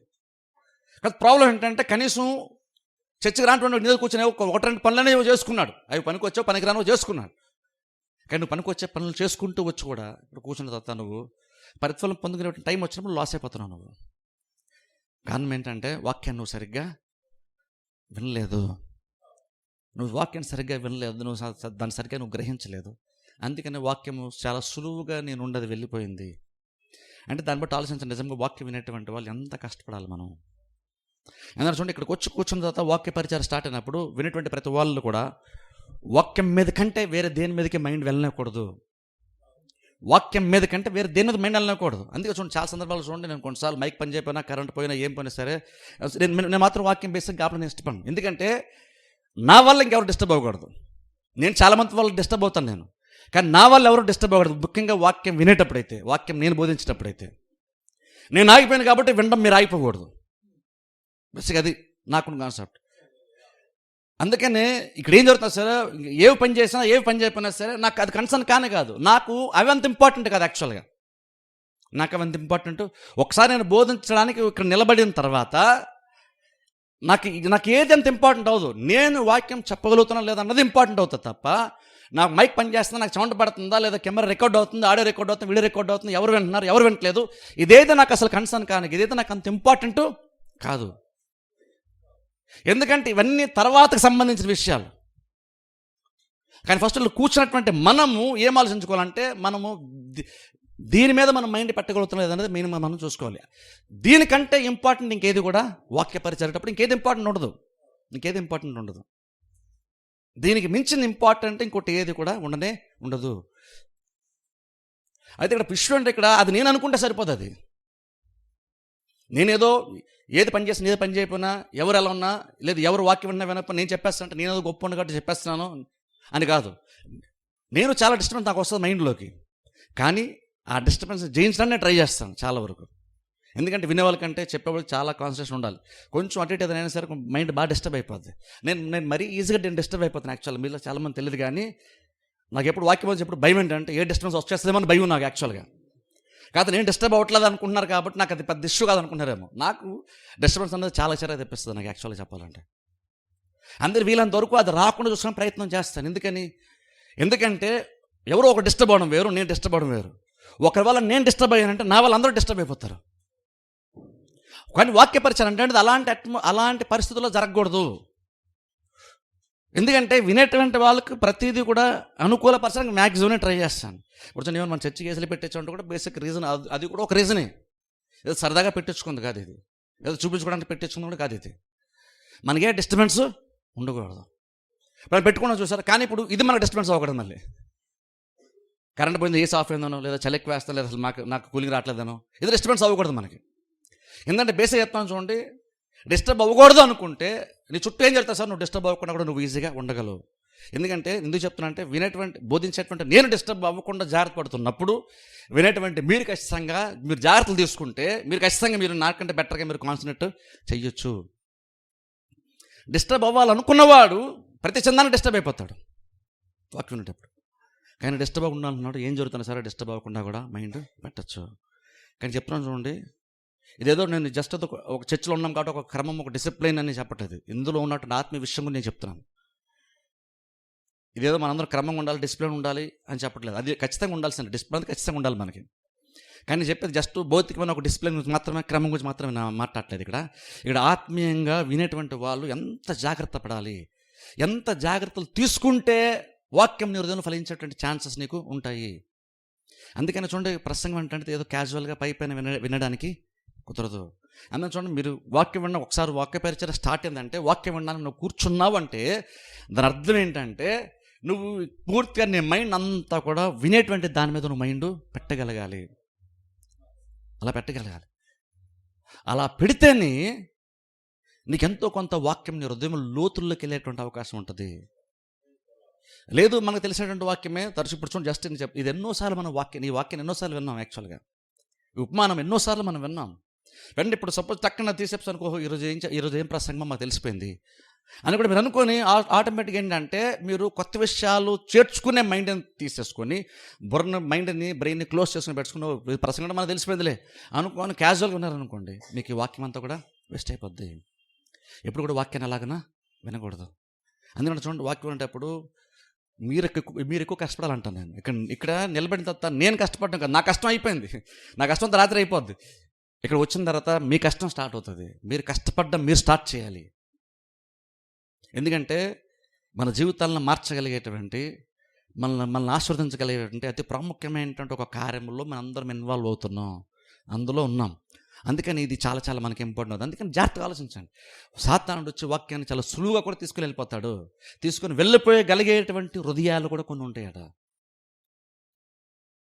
మనం సాతానికి అంత ఈజీ టార్గెట్ అవ్వకూడదు. అంత సులువుగా ఎంత కష్టపడే వాక్యాన్ని నేను బోధిస్తుంటే, ఎంత కష్టపడే వాక్యాన్ని కూర్చొని మీరు వింటుంటే, వాడు సింపుల్గా వచ్చి వాక్యాన్ని తీసుకొని వెళ్ళిపోయి అంత సులువైన అవకాశాన్ని సాతానికి ఖచ్చితంగా మనం అయితే ఇవ్వకూడదు. కానీ కొంతమంది అలా ఉంటారని కూడా యేసుక్రీస్తు చెప్తున్నారు. సాతానుడు వచ్చి వాక్యాన్ని చాలా ఈజీగా వాడు పెద్ద అంటే మనం రకం చెప్పండి, సాతాను పని మనం ఈజీ చేస్తాం వాడికి. ఓ రకం మనకు తెలుసో తెలియక మనం చర్చకొచ్చి వాక్యం విని మనం కోఆపరేట్ చేస్తాం మొత్తం నష్టపరచడానికి. అలాంటి హృదయం కూడా వాక్యం వినేటువంటి వారిలో ఉంటుందంట. ఇది వాక్యం వినటువంటి వారి గురించి చెప్తే బహుశా కొంచెం మనకి బాగుండేది, కానీ వాక్యం వినేటువంటి వారు కూడా ఇలా ఉంటారని క్రీస్తు చెప్తున్నారు ఇక్కడ. అదే చూడండి, రెండోది చూద్దాం చూడండి ఒకసారి. 5వ వచనం చదువుతాను చూడండి. ముందు ఉపమాన రీతిగా ఉన్నటువంటి దాన్ని చదువుతాను చూడండి.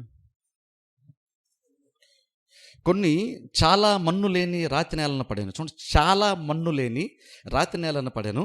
అక్కడ మన్ను లోతుగా ఉండనందున అవి వెంటనే మొలిచెను, కానీ సూర్యుడు ఉదయింపగానే అవి మాడి వేరు లేనందున ఎండిపోయాను. ఇప్పుడు చూడండి, దాని యొక్క ఆత్మీయ సత్యం ఏంటో చూడండి. కింద మనం కొంచెం కింద చదువుకుందాం చూడండి.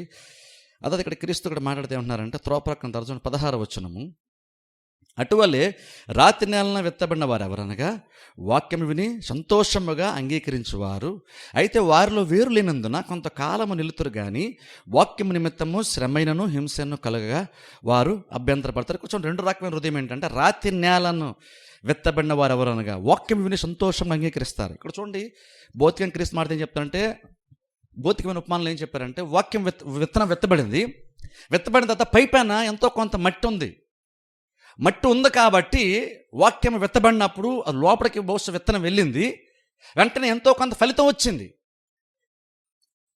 అయితే అది ఎంతవరకు ఆ ఫలితం ఉంది, ప్రోగ్రెస్ ఎంతవరకు వచ్చింది, ఎదుగుదల ఎంతవరకు వచ్చింది, ఎంతవరకు మాత్రమే వచ్చిందంటే అది కొంచెం మొలిసి, ఎందుకంటే లోతు వెళ్ళడానికి పెద్దగా ఏమీ లేదు కాబట్టి, విత్తనం కిందకి వెళ్ళడానికి ఏం లేదు కాబట్టి అంత పైకి వచ్చింది, మొత్తం అంతా పైకే వచ్చింది, లోపలికి వెళ్ళడానికి ఏం లేదు కాబట్టి పైకి రావడానికి పెద్ద టైం పట్టలేదు దానికి. ఎందుకంటే బేసిక్గా విత్తనాల్లో ఉన్న లక్షణం ఏంటంటే, నువ్వు విత్తనప్పుడు దానికి ఎక్కడెక్కడ అవకాశం ఉంటుంది అలా స్ప్రెడ్ అవ్వకుంటూ వెళ్ళిపోతుంటుంది, అది అన్ని డైరెక్షన్లో వెళ్ళిపోతుంది, అది పైకి కిందకి ఎటు పడితే అటు వెళ్ళిపోతుంటుంది నార్మల్గా, అది విత్తనము ఫలిస్తూ ఉన్నప్పుడు. అలాగే ఇది త్వరగా ఎందుకు ఫలించింది ఈ విత్తనం అంటే, కిందకి వెళ్ళడానికి ఏమీ లేదు, కొంత లేయర్ మాత్రమే మట్టి ఉంది, కానీ ఆ తర్వాత అంతా కూడా రాతి నేల కిందన, బయటకైతే మామూలు లాగానే కనబడింది, ఎందుకంటే ఎంతో కొంత మట్టి ఉంది కాబట్టి మంచి నేల వల్ల ఇది కనబడుతుంది. కానీ కొంచెం కిందకి వెళ్తే అక్కడ రాతి నేల ఉంది కాబట్టి కిందకి వెళ్ళడానికి ఏమీ లేదు కాబట్టి వెంటనే మొత్తం అంతా కూడా ఎదుగుదలంతా కూడా పైకే కనబడింది. పైకి కనబడేసరికి బ్రహ్మాండంగా ఎదుగుతుంది ఏముందిలో అనుకున్నాం. కానీ ఇది ఎంతకాలం ఉంది ఆ ప్రోగ్రెస్, ఎదుగుదల ఎంతవరకు ఉందంటే, ఆ తెల్లారిన తర్వాత తెల్లారిలోపు అది ఎదిగిపోయింది, కొంచెం ఎండ ఎక్కువ వచ్చి కొట్టగానే అది అయిపోయింది, దాని పని అయిపోయింది. ఎందుకు అయిపోయింది అంటే, బయటికి పైకి అయితే మంచి నెలలా కనబడుతుంది కానీ లోపల రాయి ఉంది, లోపల కఠినత్వం ఉంది హృదయంలో, అలా ఉంది కాబట్టి లోపలికి వెళ్ళే అవకాశం ఏమీ లేదు. కాబట్టి ఆ విత్తనం నిష్ఫలంగా మారిపోయిందని ఇక్కడ క్రీస్తు చెప్తున్నారు. ఇంతకీ ఇప్పుడు ఆత్మీయంగా దాని మీనింగ్ ఏంటి అంటే, రాతి నెల అంటే ఆత్మీయ మీనింగ్ ఇక్కడ ఏమైనా యేసుక్రీస్తు చెప్తున్నారంటే ఒకసారి చదువుతాం చూడండి, మరొకసారి 16వ వచనము. వాక్యము విని సంతోషముగా అంగీకరించువారు, అయితే వారిలో వేరు లేనందున కొంతకాలము వారు నిలుతురు. ఇప్పుడు చూడండి, వాళ్ళు సంతోషిస్తారంట, ఎందుకని కొంత మట్టి ఉంది కాబట్టి పైన, కింద యాక్చువల్గా చెప్పాలంటే కింద రాయే బండే, కానీ పైన కొంత మట్టి ఉంది కాబట్టి కొంత ఎదుగుదల కనబడింది, కొంత రెస్పాన్స్ కూడా వచ్చింది. ఎలాంటి రెస్పాన్స్ వచ్చింది? వాళ్ళు సంతోషంగా అంగీకరించారు, వాక్యం విన్నారు, విని వెతబడగానే సాతులు తీసుకుని వెళ్ళిపోయినటువంటి వారిలాగా లేరు, వీళ్ళు కొంచెం బెటర్. వీళ్ళు విన్న తర్వాత ఏం జరిగిందంటే వాళ్ళు కొంచెం స్పందించారు, వాళ్ళ స్పందన కూడా కనబడింది, ప్రసంగం కూర్చున్నటువంటి స్పందన. ఏమని? ఈరోజు ప్రసంగం బహుశా బాగుందనో, లేదా కొత్తగా ఉందనో, లేదా లోతుగా ఉందనో, లేదా సంథింగ్ ఏదో ఒక రెస్పాన్స్, సంతోషంగా వాళ్ళు అంగీకరించారు వాక్యాన్ని. ఇప్పుడు సంతోషంగా అంగీకరించారు కాబట్టి నార్మల్గా ఏమనుకుంటామంటే, ప్రసంగం బాగుందన్నారు కాబట్టి ప్రసంగం వాళ్ళ హృదయాల్లోకి వెళ్ళిపోయింది, ఫలించేస్తుంది, రేపు ఎల్లుండి అనుకుంటాం మనం. నువ్వు ప్రసంగం బాగుందని హృదయంలో అనుకున్నా, ఒకళ్ళు ప్రసంగం బాగుందని ఒకళ్ళు నాకేమని చెప్పినా, నువ్వు జస్ట్ ప్రసంగం బాగుందని చెప్పావు కాబట్టి నువ్వు 100% ఫలించేస్తున్నావు అన్న గ్యారంటీ కూడా లేదని ఇక్కడ క్రీస్తు చెప్తున్నారు. ఎందుకంటే కొంత మట్టి ఉంది కాబట్టి లోపలికి వెళ్ళింది, కానీ అంతకంటే లోతుకి వెళ్ళడానికి ఏమీ లేదు అక్కడ, ఎందుకంటే అక్కడ రాయి ఉంది. ఆత్మ విషయం ఏంటంటే, కొంతకాలం వాళ్ళు వెళ్తారు కానీ వాక్యం నిమిత్తము శ్రమ అయినను హింస అయినను కలుగగా వారు అభ్యంతర పెడతారు. వాక్యం విన్న తర్వాత ఆ వాక్యం వ్యర్థమైపోవడానికి ఉన్నటువంటి మరొక అవకాశం ఏంటో తెలుసా? మొదటి దానిలో అయితే సాతాను వచ్చి వాక్యం తీసుకొని వెళ్ళిపోతుంటే, ఇక్కడ నేరుగా సాతాను రావట్లేదు ఇక్కడికి. ఎందుకంటే నేరుగా సాతాను వచ్చి తీసుకెళ్ళిపోయి అంత సులువుగా అల్పంగా ఈ రెండో రకమైనటువంటి వ్యక్తులు లేరు. అలాగా రెండో రకం వ్యక్తులు ఎలా ఉన్నారంటే, పైన కొంత మట్టి ఉంది కాదు, కిందనే ఉంది. ఆ కింద లోతుగా అన్నది అది ఎవరికి తెలియదు, పైన మట్టిగా కనబడుతుంది కాబట్టి మామూలుగా ఉందనుకుంటాం. కానీ ప్రాబ్లం అంటే కొంతకాలము, సరే అంటే కొంతకాలం బాగానే ఉంటారు, వాక్యం బాగుంది, విశ్వాసంలో బలపడుతున్నాం, మాకు ఏదో లోపల ఏదో కార్యం జరుగుతుంది, దేవుడు నాతో మాట్లాడుతాను, బహుశా ఎలాంటి రెస్పాన్స్ ఏదో ఇస్తాం. కానీ తర్వాత ఇష్యూ ఏంటంటే, శ్రమైనను హింసైనను కలుగగా వారు అభ్యంతర పడతారు. వాక్యం వినిన తర్వాత శ్రమలు కానీ హింసలు కానీ వస్తే అభ్యంతర పడతారంట. ఇప్పుడు ఈరోజు క్రిస్టియన్స్గా ఒకటి ఆలోచించండి, జస్ట్ నువ్వు వాక్యం వింటున్నావు, శ్రేష్టమైన వాక్యం వింటున్నావు, వాక్యం ద్వారా విశ్వాసంలో బలపడుతున్నావు కాబట్టి నీకు శ్రమలు ఏమీ రావు అనుకోకండి. వాస్తవం చెప్తున్నాను నేను. శ్రమలు రావు అనేటువంటి ఊహా ప్రపంచంలో విశ్వాసంగా బ్రతకండి. బైబిల్లో వాగ్దానాలు ఉన్నాయి, దేవుడు వాటి అన్నింటిలో విజయాన్ని ఇస్తాను దేవుడు చెప్తున్నాడు, ఇలా చాలా ఉన్నాయి. దేవుడు విడుదలని ఇస్తాడు, రక్షణ ఇస్తాడు, కాపాడుతాడు, ఇవన్నీ ఉన్నాయి. కానీ శ్రమలే లేనటువంటి ఒక ఆత్మీయ జీవితాన్ని ఊహించుకోవద్దు. శ్రమలు లేనటువంటి ఒక జీవితంలో నువ్వు బ్రతకవు. ఎందుకంటే ఈ లోకంలో ఉన్నాం, ఈ లోకం దుర్మార్గమైన లోకము, పాపతో లోకము, చెడు లోకము కాబట్టి మనుషుల మధ్యన సంచరిస్తూ జీవిస్తూ బ్రతుకుతున్నాం. కాబట్టి నీ వల్ల కాకపోయినా, నువ్వు చేసుకున్న దాని వల్ల కాకపోయినా అనేక రకాల శ్రమలు నీకు రావచ్చు.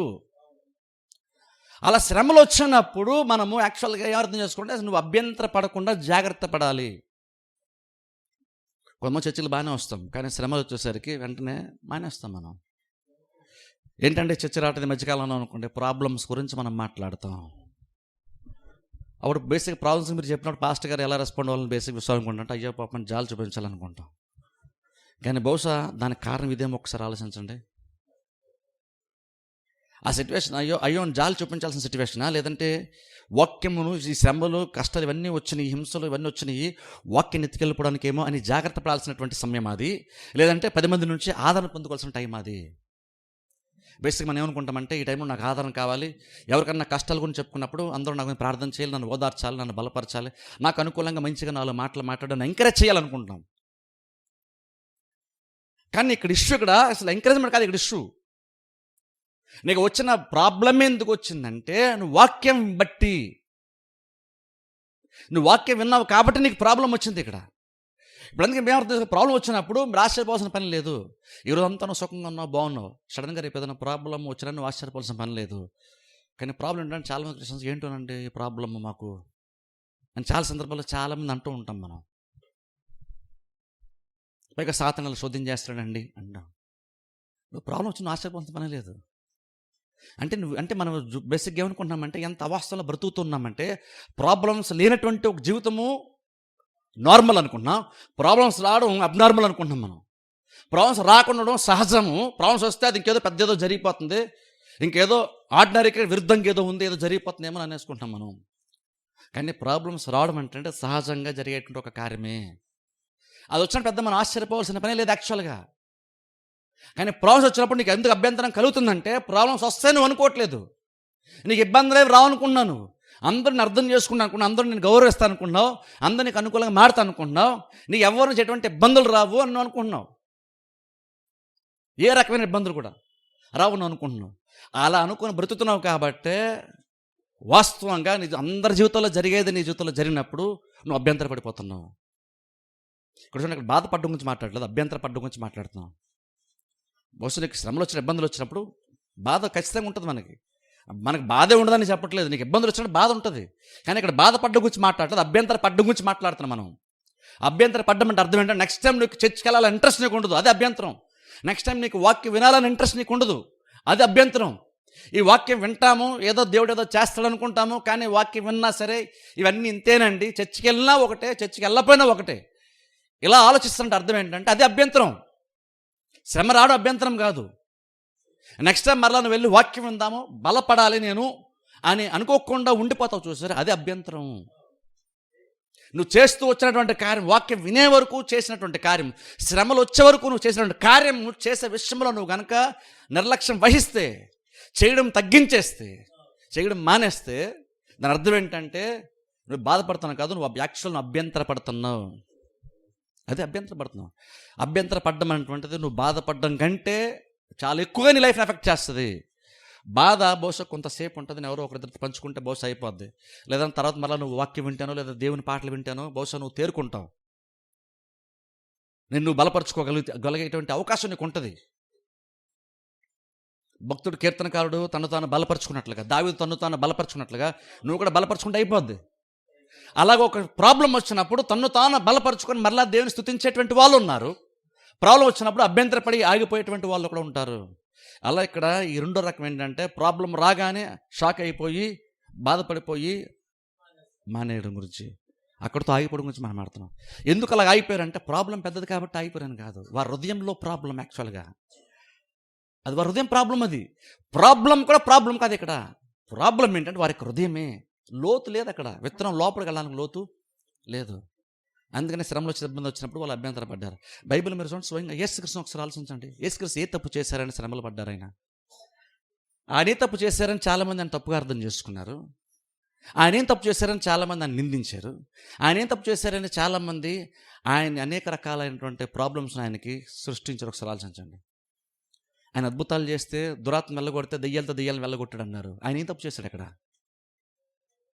ఈ లోకంలో ఎవరన్నా పర్ఫెక్ట్గా బ్రతికారు, ఏ ప్రాబ్లం లేకుండా ఎవరిని ఇబ్బంది పెట్టకుండా పర్ఫెక్ట్గా బ్రతికారంటే అది యేసుక్రీస్తు.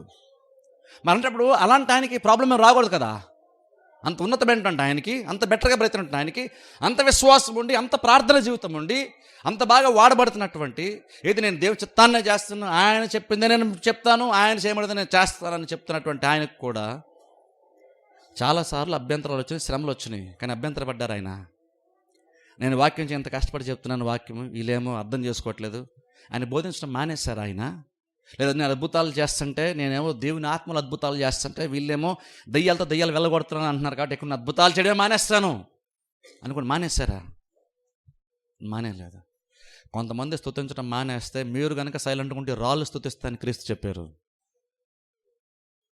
ఇప్పుడు ప్రాక్టికల్గా ఆయనకి ఘనత రావాల్సినటువంటి ఒక చోట, ఆయనకి అత్యంత గౌరవం దక్కాల్సినటువంటి ఒక చోట ఆయన గౌరవం దక్కకపోతే ఆయన మూడ్ అయిపోయి పక్కన కూర్చోలేదు. ఆయన వెళ్ళి ఆయన ఏమన్నా తెలుసా, మీరు కాకపోతే రాళ్ళు. చూసారా?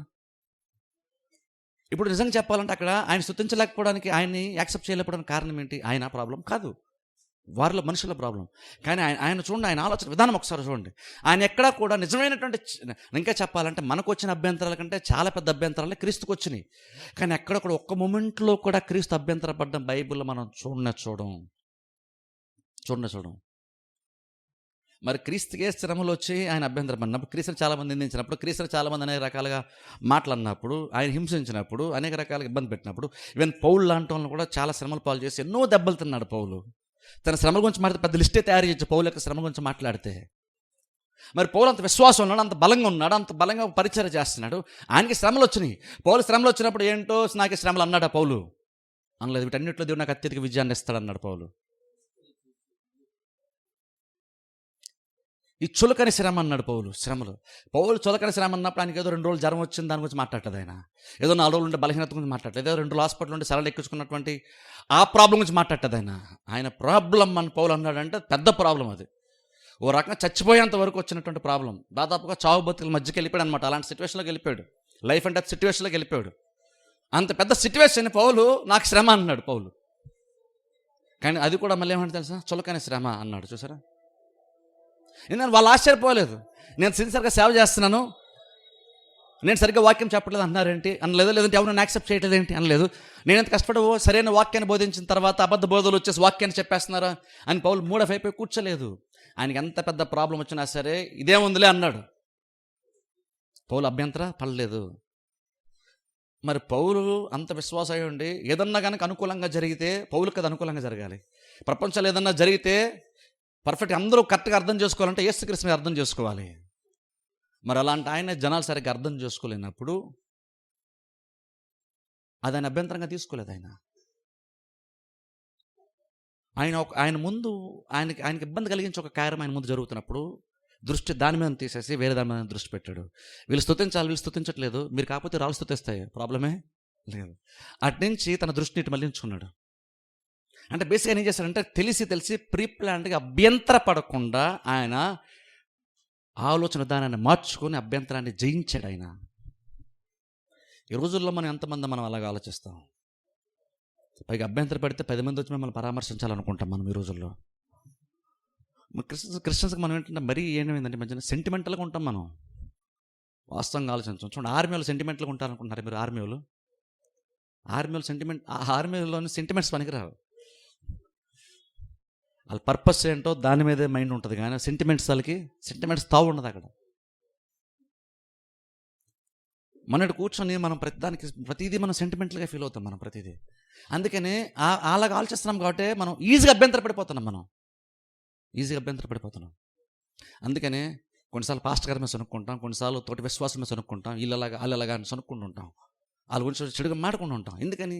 యాక్చువల్గా ప్రాబ్లము వాళ్ళ ప్రాబ్లం కాదు, నీకు ప్రాబ్లం. అది నువ్వు జయించలేక, నువ్వు దాన్ని నీకు హ్యాండిల్ చేసుకోవడం నీకు రాక, అది పెద్ద ప్రాబ్లం నీకు అనిపిస్తుంది. నీకంటే పెద్ద ప్రాబ్లమ్స్ చాలా మందికి వచ్చినాయి, కానీ వాళ్ళు ఎవరు కూడా దాని అభ్యంతర కారణంగా వాళ్ళు తీసుకోకుండా ఎంతగా వాళ్ళు జయించారంటే అసలు వాళ్ళు ఆ ప్రాబ్లం ఫేస్ చేశారు అన్నది కూడా జనాలకు కూడా తెలియదు. తెలుసా? మనమేమో చిన్నది దాన్ని రాగానే మనమేమో పెద్దగా చెప్పుకుంటాం. చర్చిలో దాని బహుశా పొరపాటున పాస్టర్లు పట్టించుకోకపోయినా, విశ్వాసాలు పట్టించుకోకపోయినా ఏంటంటే ఎలాగండి అంటుంటాం మనం. అది అందరికీ చెప్తూ ఉంటాం మనం. కానీ చూడండి, కొంతమంది ఉంటారు బైబిల్ భక్తులు, కానీ ప్రాక్టికల్ కొంతమంది ఉంటారు. ఎంత పెద్ద ప్రాబ్లం వచ్చినా సరే కనీసం అది వాళ్ళ ప్రాబ్లంలో అసలు వాళ్ళకి అది ప్రాబ్లం అనే విషయం కూడా చాలామంది తెలియదు కూడా తెలియదు.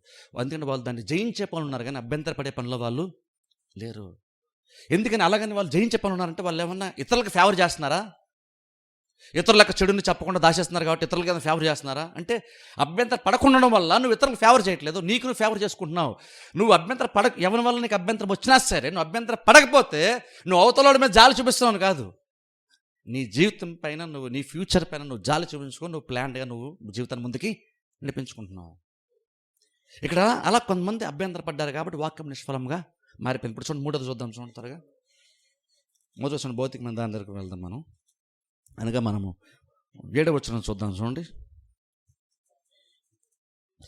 అయితే 7వ వచనం చదువుతాను చూడండి. కొన్ని ముండ్ల పొదల్లో పడాను, ఇది 3వ రకం. ముండ్ల పొద పడాను, ముండ్ల పొదలు ఎదిగి వాటిని అణిచివేసాను గనుక అవి ఫలింపలేదు. ఇప్పుడు చూడండి ముండ్ల పొదలు అంటే ఏంటి, మనం కింద ఆత్మీయంగా చూద్దాం చూడండి. కొంచెం కింద వచ్చి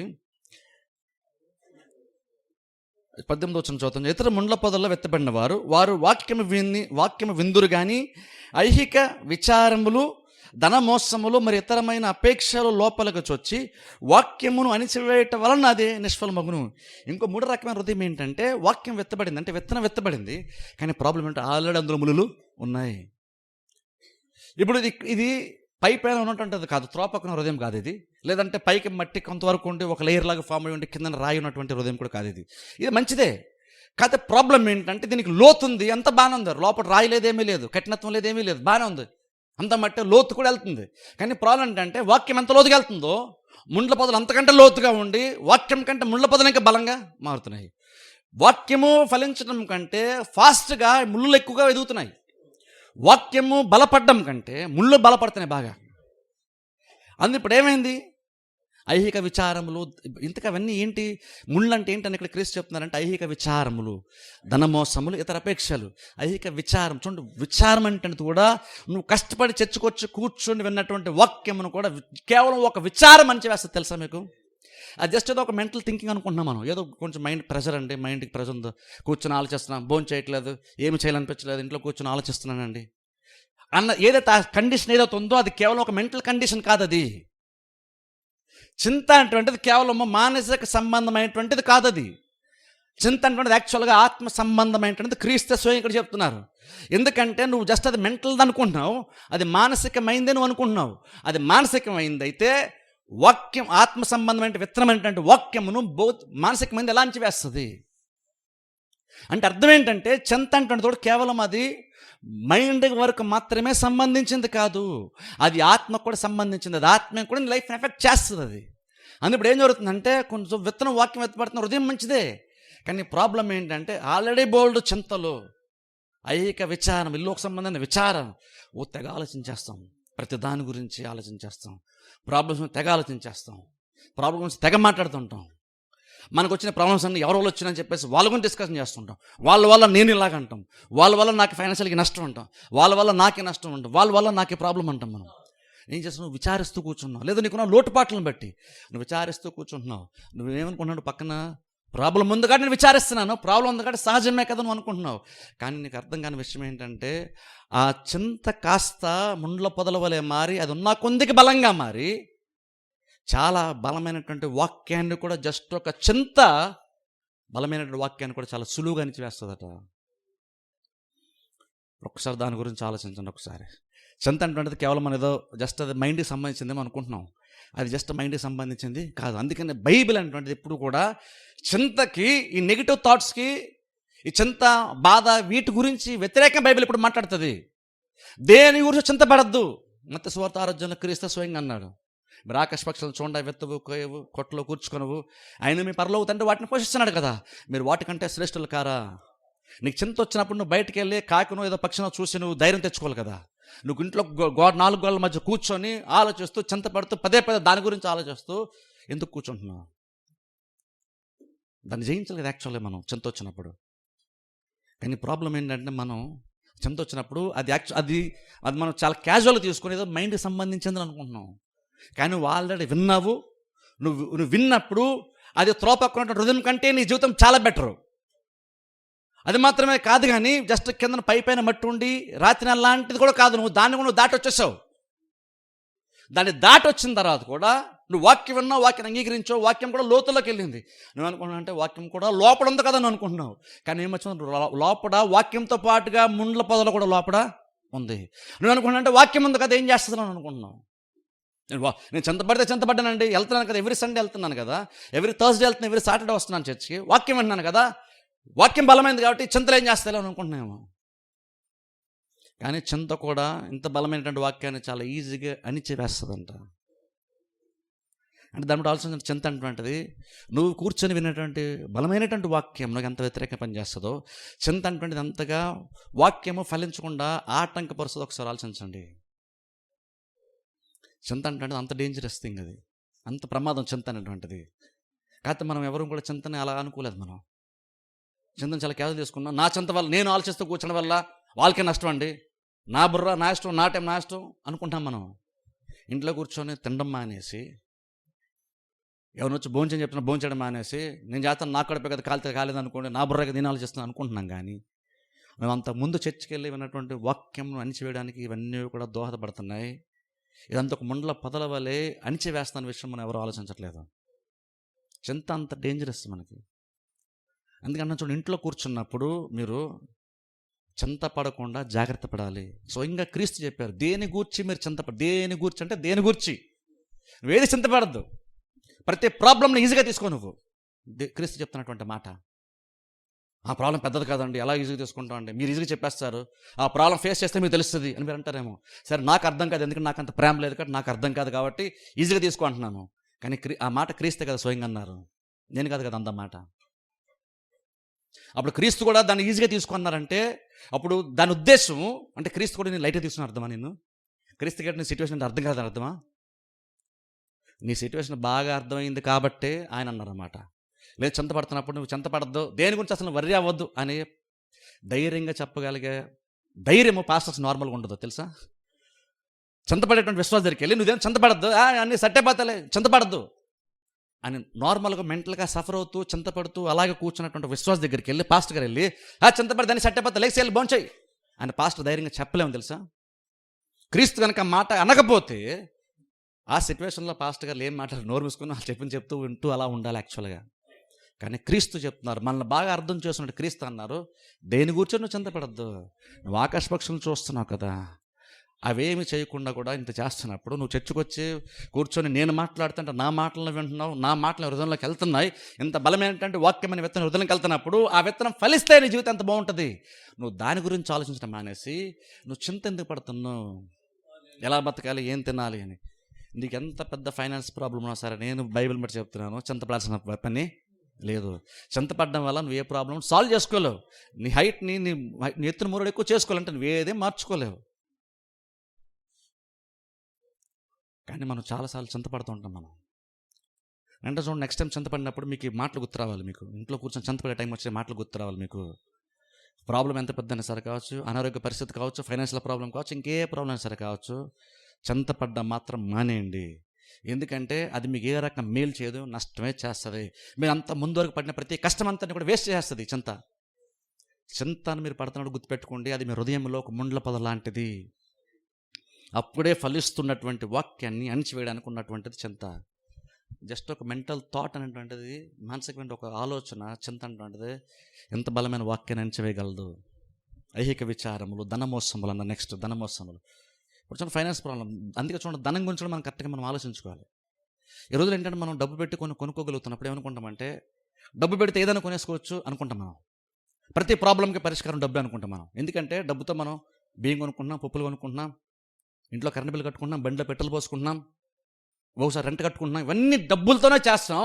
ఈ డబ్బు ఇవన్నీ హ్యాండిల్ చేసేస్తుంది, ప్రాబ్లమ్స్ అన్నీ సాల్వ్ చేస్తుంది. కాబట్టి ఏమనుకుంటామంటే డబ్బే సర్వస్వం అనుకుంటాం.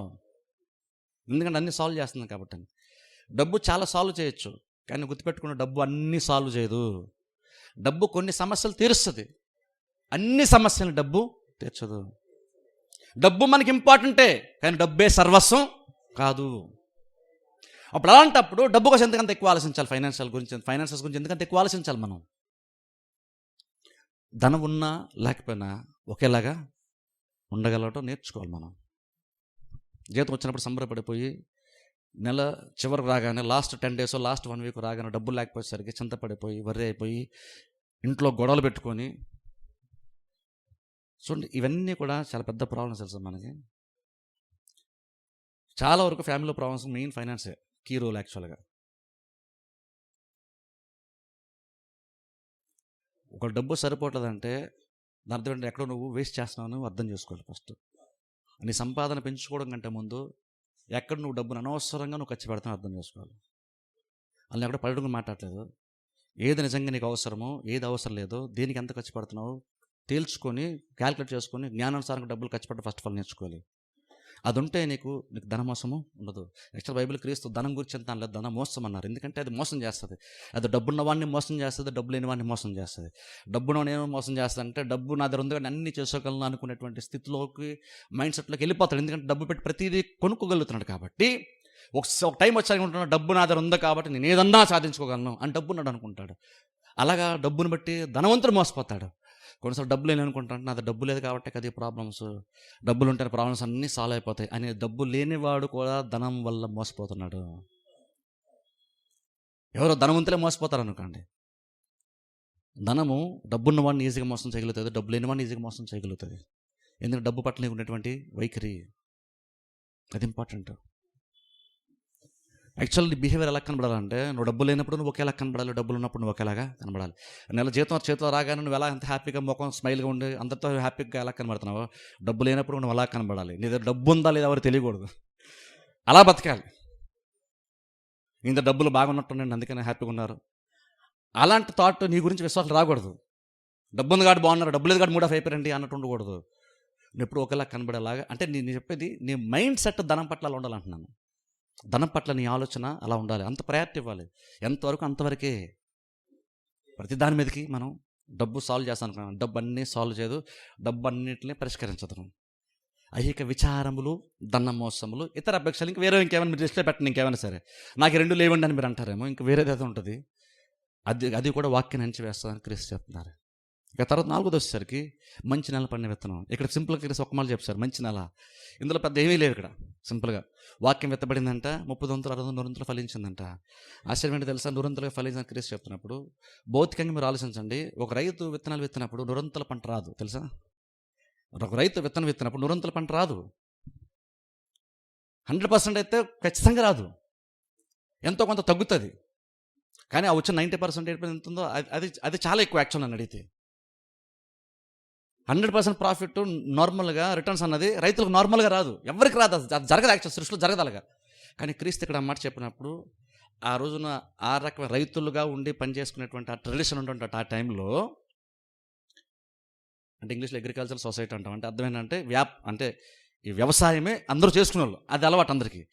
ఆ టైంలో కూడా వాళ్ళందరికీ బహుశా ఈ వాక్యం ఉన్నప్పుడు షాక్ అవుతారు. ఎందుకో తెలుసా, వాళ్ళకు కూడా తెలిసిన విషయం ఏంటంటే 100% పంట ఎప్పుడు కూడా తిరిగి వాళ్ళ చేతికి రాదు, ఎంతో కొంత వేస్టేజ్ అవుతుంది. అందరు చెప్పింది చూస్తారా, త్రోవ పక్కన పడింది, పక్షులు తీసుకెళ్ళి వెళ్ళిపోతాయి, ఇలా ఉంటుంది. కాబట్టి విత్తనానికి 100% ప్రతిఫలం రాదు నార్మల్గా. భౌతికంగా విత్తనానికి రాకపోవచ్చేమో కానీ క్రీస్తు ఇక్కడ చెప్తున్నారు, వాక్యం నుండి ఆత్మ విత్తనానికి మాత్రం కొంచెం కూడా వేస్ట్ అవ్వదు. నీ హృదయం కనుక సరిగ్గా ఉంటే కొంచెం కూడా వేస్ట్ అవ్వకుండా 100% రిటర్న్ వస్తుందని చెప్తున్నారు క్రీస్తు. 100% వస్తుందంట. ఎందుకంటే ఆ విత్తనం కంటే ఈ విత్తనం ఇంకా బలమైంది. యాక్చువల్గా చెప్పాలంటే ఇదే కదా ఆ విత్తనాన్ని కూడా తయారు చేసింది. తన మహత్తు గల మాట సమస్తం సృష్టించాడు, నెరవేరుస్తున్నాడు. విత్తనం ఎక్కడ వచ్చింది, వాక్యం వల్ల విత్తనం వచ్చింది. విత్తనంకి అంత శక్తి ఉంటే అప్పుడు ఆ విత్తనాన్ని సృష్టించినటువంటి దేవుని యొక్క వాక్యం అనేటువంటి విత్తనానికి ఇంకంత శక్తి ఉంటుంది. అప్పుడు ఈ విత్తనం ఏంటంటే సరైన కండిషన్లో కనుక నీవు నేను కనుక ఉంటే ఫలించకుండా ఉండే ఛాన్స్ లేనే లేదు, కొంచెం కూడా వేస్ట్ అయ్యే ఛాన్సే లేదు. 100% ఫలించేటువంటి అవకాశము దేవుని యొక్క వాక్యం మనకు ఉందంట. దేని మీద డిపెండ్ అవుతుంది ఇదంతా, బోధించే వ్యక్తి యొక్క చేతుల్లో లేదు, వాక్యం వినేటువంటి వారి చేతుల్లో ఉంది. నువ్వు వాక్యం ఎలా వింటున్నావు అన్న దాని మీద డిపెండ్ అయి ఉంది. అందుకే కొన్నిసార్లు ఫలించకపోయినా, మీకు బహుశా మీరు విశ్వాసం ఎదగకపోయినా, చర్చకొచ్చి మీరు వాక్యం వింటున్నా మీకు ఏం కలిసి రాకపోయినా నాకైతే ఆశ్చర్యం లేదు. యాక్చువల్గా చెప్పాలంటే అసలు ఉపమానం చెప్పాలంటే బోధించేటువంటి వాళ్ళకి ఒక రకం డిస్కరేజ్మెంట్. ఎందుకంటే నలుగురు చెప్తావు, నువ్వు నలుగురు ఒకలే సరిగ్గా వింటారా బాబా క్రీస్తు చెప్తున్నారు. యాక్చువల్ చెప్పాలంటే ఒక రకం బోధించాలి డిస్కరేజ్మెంట్ ఇది ఒక రకం చెప్పాలంటే. కానీ క్రీస్తు చెప్తున్నారు విత్తనం అంటే క్యాజువల్గా ఒక్కొక్కరికి సెలెక్టివ్గానే ఇవ్వడం కాదు, సెలెక్ట్ చేసుకుని ఎవరెవరికి ఇస్తే బాగుంటుంది అనుకుని వాళ్ళకి ఎత్తడం కాదు, నువ్వు జల్లేసుకుంటూ నువ్వు వెళ్ళిపో. అది క్రీస్తు చెప్పారు. ఎందుకు క్రీస్తు ఆ వాక్యాన్ని జల్లుకుంటూ విస్తారంగా ఎలా పడితే జల్లుకుంటూ వెళ్ళిపోయింది చెప్పారంటే, అంతగా అందరూ ఫలించాలని క్రీస్తు యొక్క ఉద్దేశం. ఏ ఒక్క చిన్న కారణం బట్టి ఎవరు కూడా ఫలించకుండా ఉండకూడదు అనేటువంటిది క్రీస్తు యొక్క ఉద్దేశం. అందుకని అలా విస్తారంగా వెదజల్లమని క్రీస్తు వాక్యము వెదజల్లమని బోధిస్తూ వచ్చారు. దాంట్లో ఆలోచించండి, నిజంగా ఎంతవరకు మనం వాక్యాన్ని సరిగ్గా మనం వింటున్నాం? యాక్చువల్గా బోధించేటువంటి నా చేతుల్లో యాక్చువల్గా లేదు. ఇక్కడ ఫలించడం ఉంటుంది, రిజల్ట్ రావడం ఉంటుంది, 100% రావడం ఉంటుంది, నా చేతుల్లో లేదు. అది వినేటువంటి 100% మీ చేతుల్లోనే ఉంది. అది మీరు ఎలా ఉంటారో దాన్ని బట్టే మీకు ప్రతిఫలం వస్తుంది. నా చేతుల్లో కూడా ఏమీ లేదు. అందుకే బేసిక్గా నాకు ఇది ఆశ్చర్యం కలదు. మీరు తెచ్చుకొని వాక్యం వినిన తర్వాత అది ఎంతవరకు మీకు యూజ్ అయ్యింది అన్నది నాకు అసలు షాకే కాదు యాక్చువల్, ఎందుకంటే వాస్తవం అర్థమవుతుంది కాబట్టి ఆలోచించండి. నిజంగా ఇంత కష్టపడి వచ్చి వాక్యాన్ని వినడానికి మీరు ఎంత ప్రయాసపడి వస్తున్నప్పుడు, ఎంత కష్టపడినంత కూడా ఊరిని జస్ట్ ఒక గంట మీరు మైండ్ పెట్టకుండా ఉండడం వల్ల ఎందుకు వాక్యమును నిష్ఫలంగా మార్చుకోవాలి? ఎంత కష్టపడి వచ్చి ఊరిని సాతానికి ఎందుకు వాక్యాన్ని అప్పగించేయాలి? ఎంత కష్టపడి వాక్యం వినిన తర్వాత కూడా కొంచెం ఫలించిన తర్వాత ఎందుకని అనవసరంగా నువ్వు నిష్ఫలంగా నువ్వు మారిపోవాలి? ఎందుకని ఇంత వాక్యం వినిన తర్వాత కూడా నువ్వు ఇంటికి వెళ్ళి ప్రాబ్లమ్స్ రాగానే చింతలు ఆలోచించి దైహిక విచారము ధనమోసములు కలిగి ఎందుకు వాక్యమును అణిచివేసేటట్టుగా నువ్వు ఎందుకు ఆలోచించాలి? అంతవరకు ఎందుకు ఆలోచించటం? అంతవరకు ఎందుకు ధనం గురించి ఆలోచించడం? అంతవరకు ఎందుకు చింతల గురించి ఆలోచించడం? వాక్యం అణిచివేసేంతవరకు ఎందుకు నువ్వు ఆలోచిస్తూ కూర్చుంటున్నావు? చింత రావచ్చు, చింత రాదని చెప్పట్లేదు. చింత అందరికీ వస్తుంది, మీకు వస్తుంది, నాకు వస్తుంది, అందరికీ వస్తుంది. అందులో ఎక్కువ టైం స్పెండ్ చేయడం. అది చింత పడుతున్నా తెలుసుకోగానే తేరుకోవాలి, బయటకు వచ్చేయాలి. అలా బయట రావడం, నువ్వు కూర్చొని ఇంట్లో కూర్చొని వాక్యమే వింటావో పాటలే వింటావో ఇంకేం చేస్తావు నీ ఇష్టం. కానీ చింత మాత్రం పడడం మానేయాలి, ఎందుకంటే అది మన వాక్యాన్ని అణిచివేస్తుంది. కాబట్టి ఆలోచించండి. ముగించేస్తున్నాను. నిజంగా ఈ ప్రసంగం చాలామంది, ఎందుకంటే ఇది వాక్య పరిచయకు సంబంధించింది, వినేటువంటి వారికి సంబంధించినది. ఇది పూర్తిగా ఇది వ్యక్తిగతం. ఇది వాక్యం బోధించిన నాకేది వ్యక్తిగతం, వాక్యం వినేటువంటి మీరు ఎలా వినాలో అది మీ వ్యక్తిగతం. అది ర్యాండమ్గా వేరే ఏదో కారణాలు బట్టి ఫలించదు, వేరే కారణాలు బట్టి పాడైపోదు. నిన్ను బట్టే ఫలిస్తుంది, లేదా నిన్ను బట్టే పాడైపోతుంది. అది పూర్తిగా నీ చేతుల్లోనది ఉంది. కానీ వాక్యం ఏంటంటే ఎంత గొప్పదంటే, దేవుడు అది ఇచ్చిన ఒక పర్పస్తో వాక్యాన్ని దేవుడు మనకి ఇస్తాడు. ఊరినే దేవుడు వాక్యాన్ని గుడ్డిగా ఎదబడుతుంది వాక్యాన్ని అవడు. మీకు విషయం చెప్పాను, ఈరోజు యాక్చువల్గా నేను వాక్యం చెప్పడం మునుపు కూడా రాత్రి 11:30 వరకు కూడా విశ్వాసం చెప్దాం అనుకొని ప్రిపేర్ అయిన. యాక్చువల్గా చెప్పాలంటే 11:30 వరకు, నైట్ 11:30 12 ఆల్మోస్ట్ నాకు తెలిసినంత వరకు. ఆ తర్వాత మళ్ళీ 12 తర్వాత కన్వర్ట్ ఈ వాక్యం చెప్పాను ఈరోజు. అంటే ఎందుకు అంటున్నానంటే, కొన్నిసార్లు దేవుడు మనకు వాక్యాన్ని ఎందుకు ఇస్తాడో మనకి యాక్చువల్గా తెలియదు. ఈ వాక్యం ఈరోజు ఎందుకు మనం విన్నాం మనకు తెలియదు. అందుకేం చేయాలంటే, భవిష్యత్తు గురించి దేవుడు ఆలోచించి ఈరోజు ఇచ్చడేమో అనుకుంటే, ఆ వాక్యం నువ్వు వినేటప్పుడు శ్రద్ధగా వాక్యాన్ని వింటావు. ఆ తర్వాత దీనివల్ల కూడా ఆ వాక్యం మంచివేయబడకుండా నువ్వు జాగ్రత్తగా ఉంటావు. ఎందుకంటే ఒక పర్పస్ దేవుడు ఇస్తాడు. నీ జీవితంలో మేలు చేయాలనుకున్నప్పుడు, నిరంతర ఫలం నీకు రావాలనుకున్నప్పుడు దేవుడు విత్తనాన్ని నీకు పంపిస్తున్నాడు నీ హృదయంలోనికి. ఊరినే ప్రసంగం చేయట్లేదు, నేను ఖాళీగా ఉన్నాను కూడా ప్రసంగం చేయట్లేదు, మీరు ఖాళీగా ఉన్నారు కూడా చర్చకొచ్చి మీరు వాక్యం వింటున్నారని కాదు. చూడండి, దూరం నుంచి కూడా వచ్చి వాక్యం వింటున్నాం మనం చర్చకొచ్చి. ఇంత ప్రయాసం అంత ఎందుకు మనకి ఇదంతా? ఎందుకంటే ఒక పర్పస్ ఉంది, దేవుడికి ఒక ఉద్దేశము ఉంది. ఆ ఉద్దేశం అతను వాక్యం పంపిస్తున్నాడు. అది నెరవేర్చుకోవాలంటే మనం ఇక్కడ కూర్చున్న తర్వాత ఎక్కడ లేనంత శ్రద్ధని ఇక్కడ చూపించాలి. మనం ఊరినే డిస్టర్బ్ అయిపోకూడదు, ఎక్కడ లేని శ్రద్ధను మనం కనపరచాలి. చుట్టూ చాలా జరుగుతాయి, అవేం మనం పట్టించుకోకూడదు. ఎందుకంటే దీనికంటే ఇంపార్టెంట్ ఇంకోటి లేదు. నిజంగా చెప్తే, దీనికన్నా వాక్యం బోధింపేటప్పుడు దీనికంటే ఇంపార్టెంట్ ప్రపంచంలో ఇంకేది నీకు ఉండకూడదు. ఎందుకంటే నిరంతరం ఫలించేటువంటి అవకాశం ఉంది. అది మిస్ అవ్వకూడదంటే జాగ్రత్తగా వాక్యం వినాలి. ఒకవేళ ఇక్కడ జాగ్రత్త విన్న తర్వాత ఇంటికి వెళ్ళిన తర్వాత ఐక విచారములు, ధనమోసములు, లేదా చింతలు, ఇవన్నీ ఏవైతే ఆలోచనలు ఉన్నాయో, శ్రమలు, ఇబ్బందులు ఇవన్నీ వచ్చినప్పుడు కూడా చాలా జాగ్రత్త చూసుకోండి. శ్రమల వల్ల అభ్యంతర పడతావు, అది జాగ్రత్త చూసుకోండి. విచారము, చింతపడడం, ధనమోసములు, ఇతర అపేక్షలు వాక్యం నుంచి వేస్తాయి. అది ఇంటి దగ్గర మీరు జాగ్రత్త పడాల్సినటువంటి సమయం అది. అవన్నీ ఉంటే ఓ టైం వచ్చినప్పుడు వాక్యం నిరంతరంగా ఫలిస్తుందంట. నిరంతరంగా ఫలించేటువంటి స్థితి దేవుడు మనకి ఇస్తాడట. ఆ గుణము, ఆ లక్షణం, గొప్పతనం వాక్యంలో ఉంది. అంత గొప్ప వాక్యం దేవుడు మనకి ఇస్తున్నప్పుడు దీన్ని వ్యర్థపరచుకోకుండా జాగ్రత్త పడదాం. చర్చిలో కూర్చున్నప్పుడు, మన వాక్య పరి జరుగుతున్నప్పుడు వాక్యం మీద మాత్రమే మైండ్ పెడదాం. సాధారణంగా అంత ఈజీగా మన వాక్యాన్ని అప్పచెప్పకూడదు. అంత కష్టపడి వచ్చిన తర్వాత, నేను ఎంత కష్టపడిన తర్వాత, మీరు ఎంత కష్టపడి వచ్చిన తర్వాత అంత ఈజీగా సాతానికి మన వాక్యాన్ని వదిలేయకూడదు. అంత సులువుగా వాక్యాన్ని సాతాను తీసుకెళ్ళిపోవడం ఏంటి? అన్న ఆలోచన మనకు రావాలి. జాగ్రత్తగా కూర్చొని వాక్యం వినాలి. ఇంటికి వెళ్ళిన తర్వాత ఒక చింతలు, ధనమోసములు, దైహిక విచారములు ఇలాంటి వస్తున్నాం. జాగ్రత్త పడ్డాం అనుకోండి, ఓపికతో ఉంటే ఓ టైం వచ్చి నిరంతర పంట దేవుడు మనకి ఇస్తాడు. వాక్యము నీ జీవితంలో ఫలిస్తుంది. ఆ వాక్యం ఫలించిందంటే నువ్వు ఫలిస్తావు. అలా నువ్వు ఫలించాలని దేవుడు వాక్యాన్ని ఇస్తున్నాడు. అందుకని వాక్య పరిచర్య యొక్క గొప్పతనాన్ని, దాని యొక్క విలువను, దాని వాల్యూని, దానికి ఇంపార్టెన్స్ని తెలుసుకోండి. తెలుసుకొని వాక్య పరిచర్య జరుగుతున్నప్పుడు వాక్యం మీద మాత్రమే మీరు మైండ్ పెట్టండి. అలా జాగ్రత్త పడితే ఓ టైం వస్తే ఖచ్చితంగా వాక్యం నిరంతరంగా ఫలిస్తుంది. ప్రార్థన చేసి అందరితో ఉంచి కళ్ళు మూసుకోండి. మమ్మల్ని మిక్కిలిగా ప్రేమిస్తున్న మా తండ్రి, మీకు వందనాలు స్తోత్రాలు చెల్లిస్తున్నాం తండ్రి. ఈ రాత్రికాల సమయంలో ప్రభువా, ఇంతవరకు తండ్రి మీ యొక్క వాక్యాన్ని వినడానికి ప్రభావ మీరు ఇచ్చిన అవకాశాన్ని బట్టి మీకు స్తోత్రాలు. మీరు అనుగ్రహించినటువంటి శ్రేష్టమైన మాటల ప్రభావ మా హృదయంలో ఫలించడానికి సహాయం చేయండి ప్రభావ. విత్తువాడు వాక్యాన్ని విత్తుచున్నాడని ప్రభావం సెలవిచ్చారు. ఆ వాక్యం తండ్రి మా హృదయాలు వెత్తబడుతున్నప్పుడు తండ్రి, ఆ వాక్యం యొక్క విలువను మేము తెలుసుకొని దాన్ని మేము కాపాడుకోవడానికి తండ్రి, దాన్ని భద్రపరుచుకొని ప్రభు నిరంతరంగా మీ యొక్క సహాయం వలన తండ్రి ఫలించడానికి మాకు సహాయం చేయమని ప్రార్థిస్తున్నాం. ఎత్తబడిన వాక్యం ప్రతి ఫలింపచేయండి, దీవించండి, ఆశీర్వదించండి ప్రభు. వాక్యం తండ్రి వారిదలు వెత్తబడి ఉండగా తండ్రి దాన్ని వారు కాపాడుకొని నిరంతరంగా తండ్రి ఫలాలు వచ్చే వరకు ప్రభు వారు కాపాడుకోవడానికి సహాయం చేయమని ప్రార్థిస్తున్నాం. వాళ్ళందరూ తండ్రి వాక్యం నా ప్రతి బిడ్డని పేరు పేరున మీరు జ్ఞాపకం చేసుకున్నాను ప్రభా. బిడ్డలందరినీ దీవించండి. వారి కుటుంబాల్లో ఉన్న ప్రతి అవసరతలు అక్కర్ల ప్రభా మీరే తీర్చండి. ఎరుకులోని విషాదలోని మీరు నడిపించమని ప్రార్థిస్తున్నాం. వారి కార్యాలను ప్రభా మీరు సఫలపరిచి కాపురయండి ప్రభా, మీరు నడిపించమని యేసుక్రీస్తు నామమున ప్రార్థిస్తున్నాం మా పరమ తండ్రి. ఆమేన్. మన తండ్రిన దేవుని ప్రేమయు, కుమారుడైన యేసుక్రీస్తు కృపయు, పరిశుద్ధాత్మ నిత్య సన్నిధి సహవాసము మీ అందరికీ సదా తోడే నడిపించునుగాక. ఆమేన్. అందరూ మిమ్మల్ని దీవించునుగాక.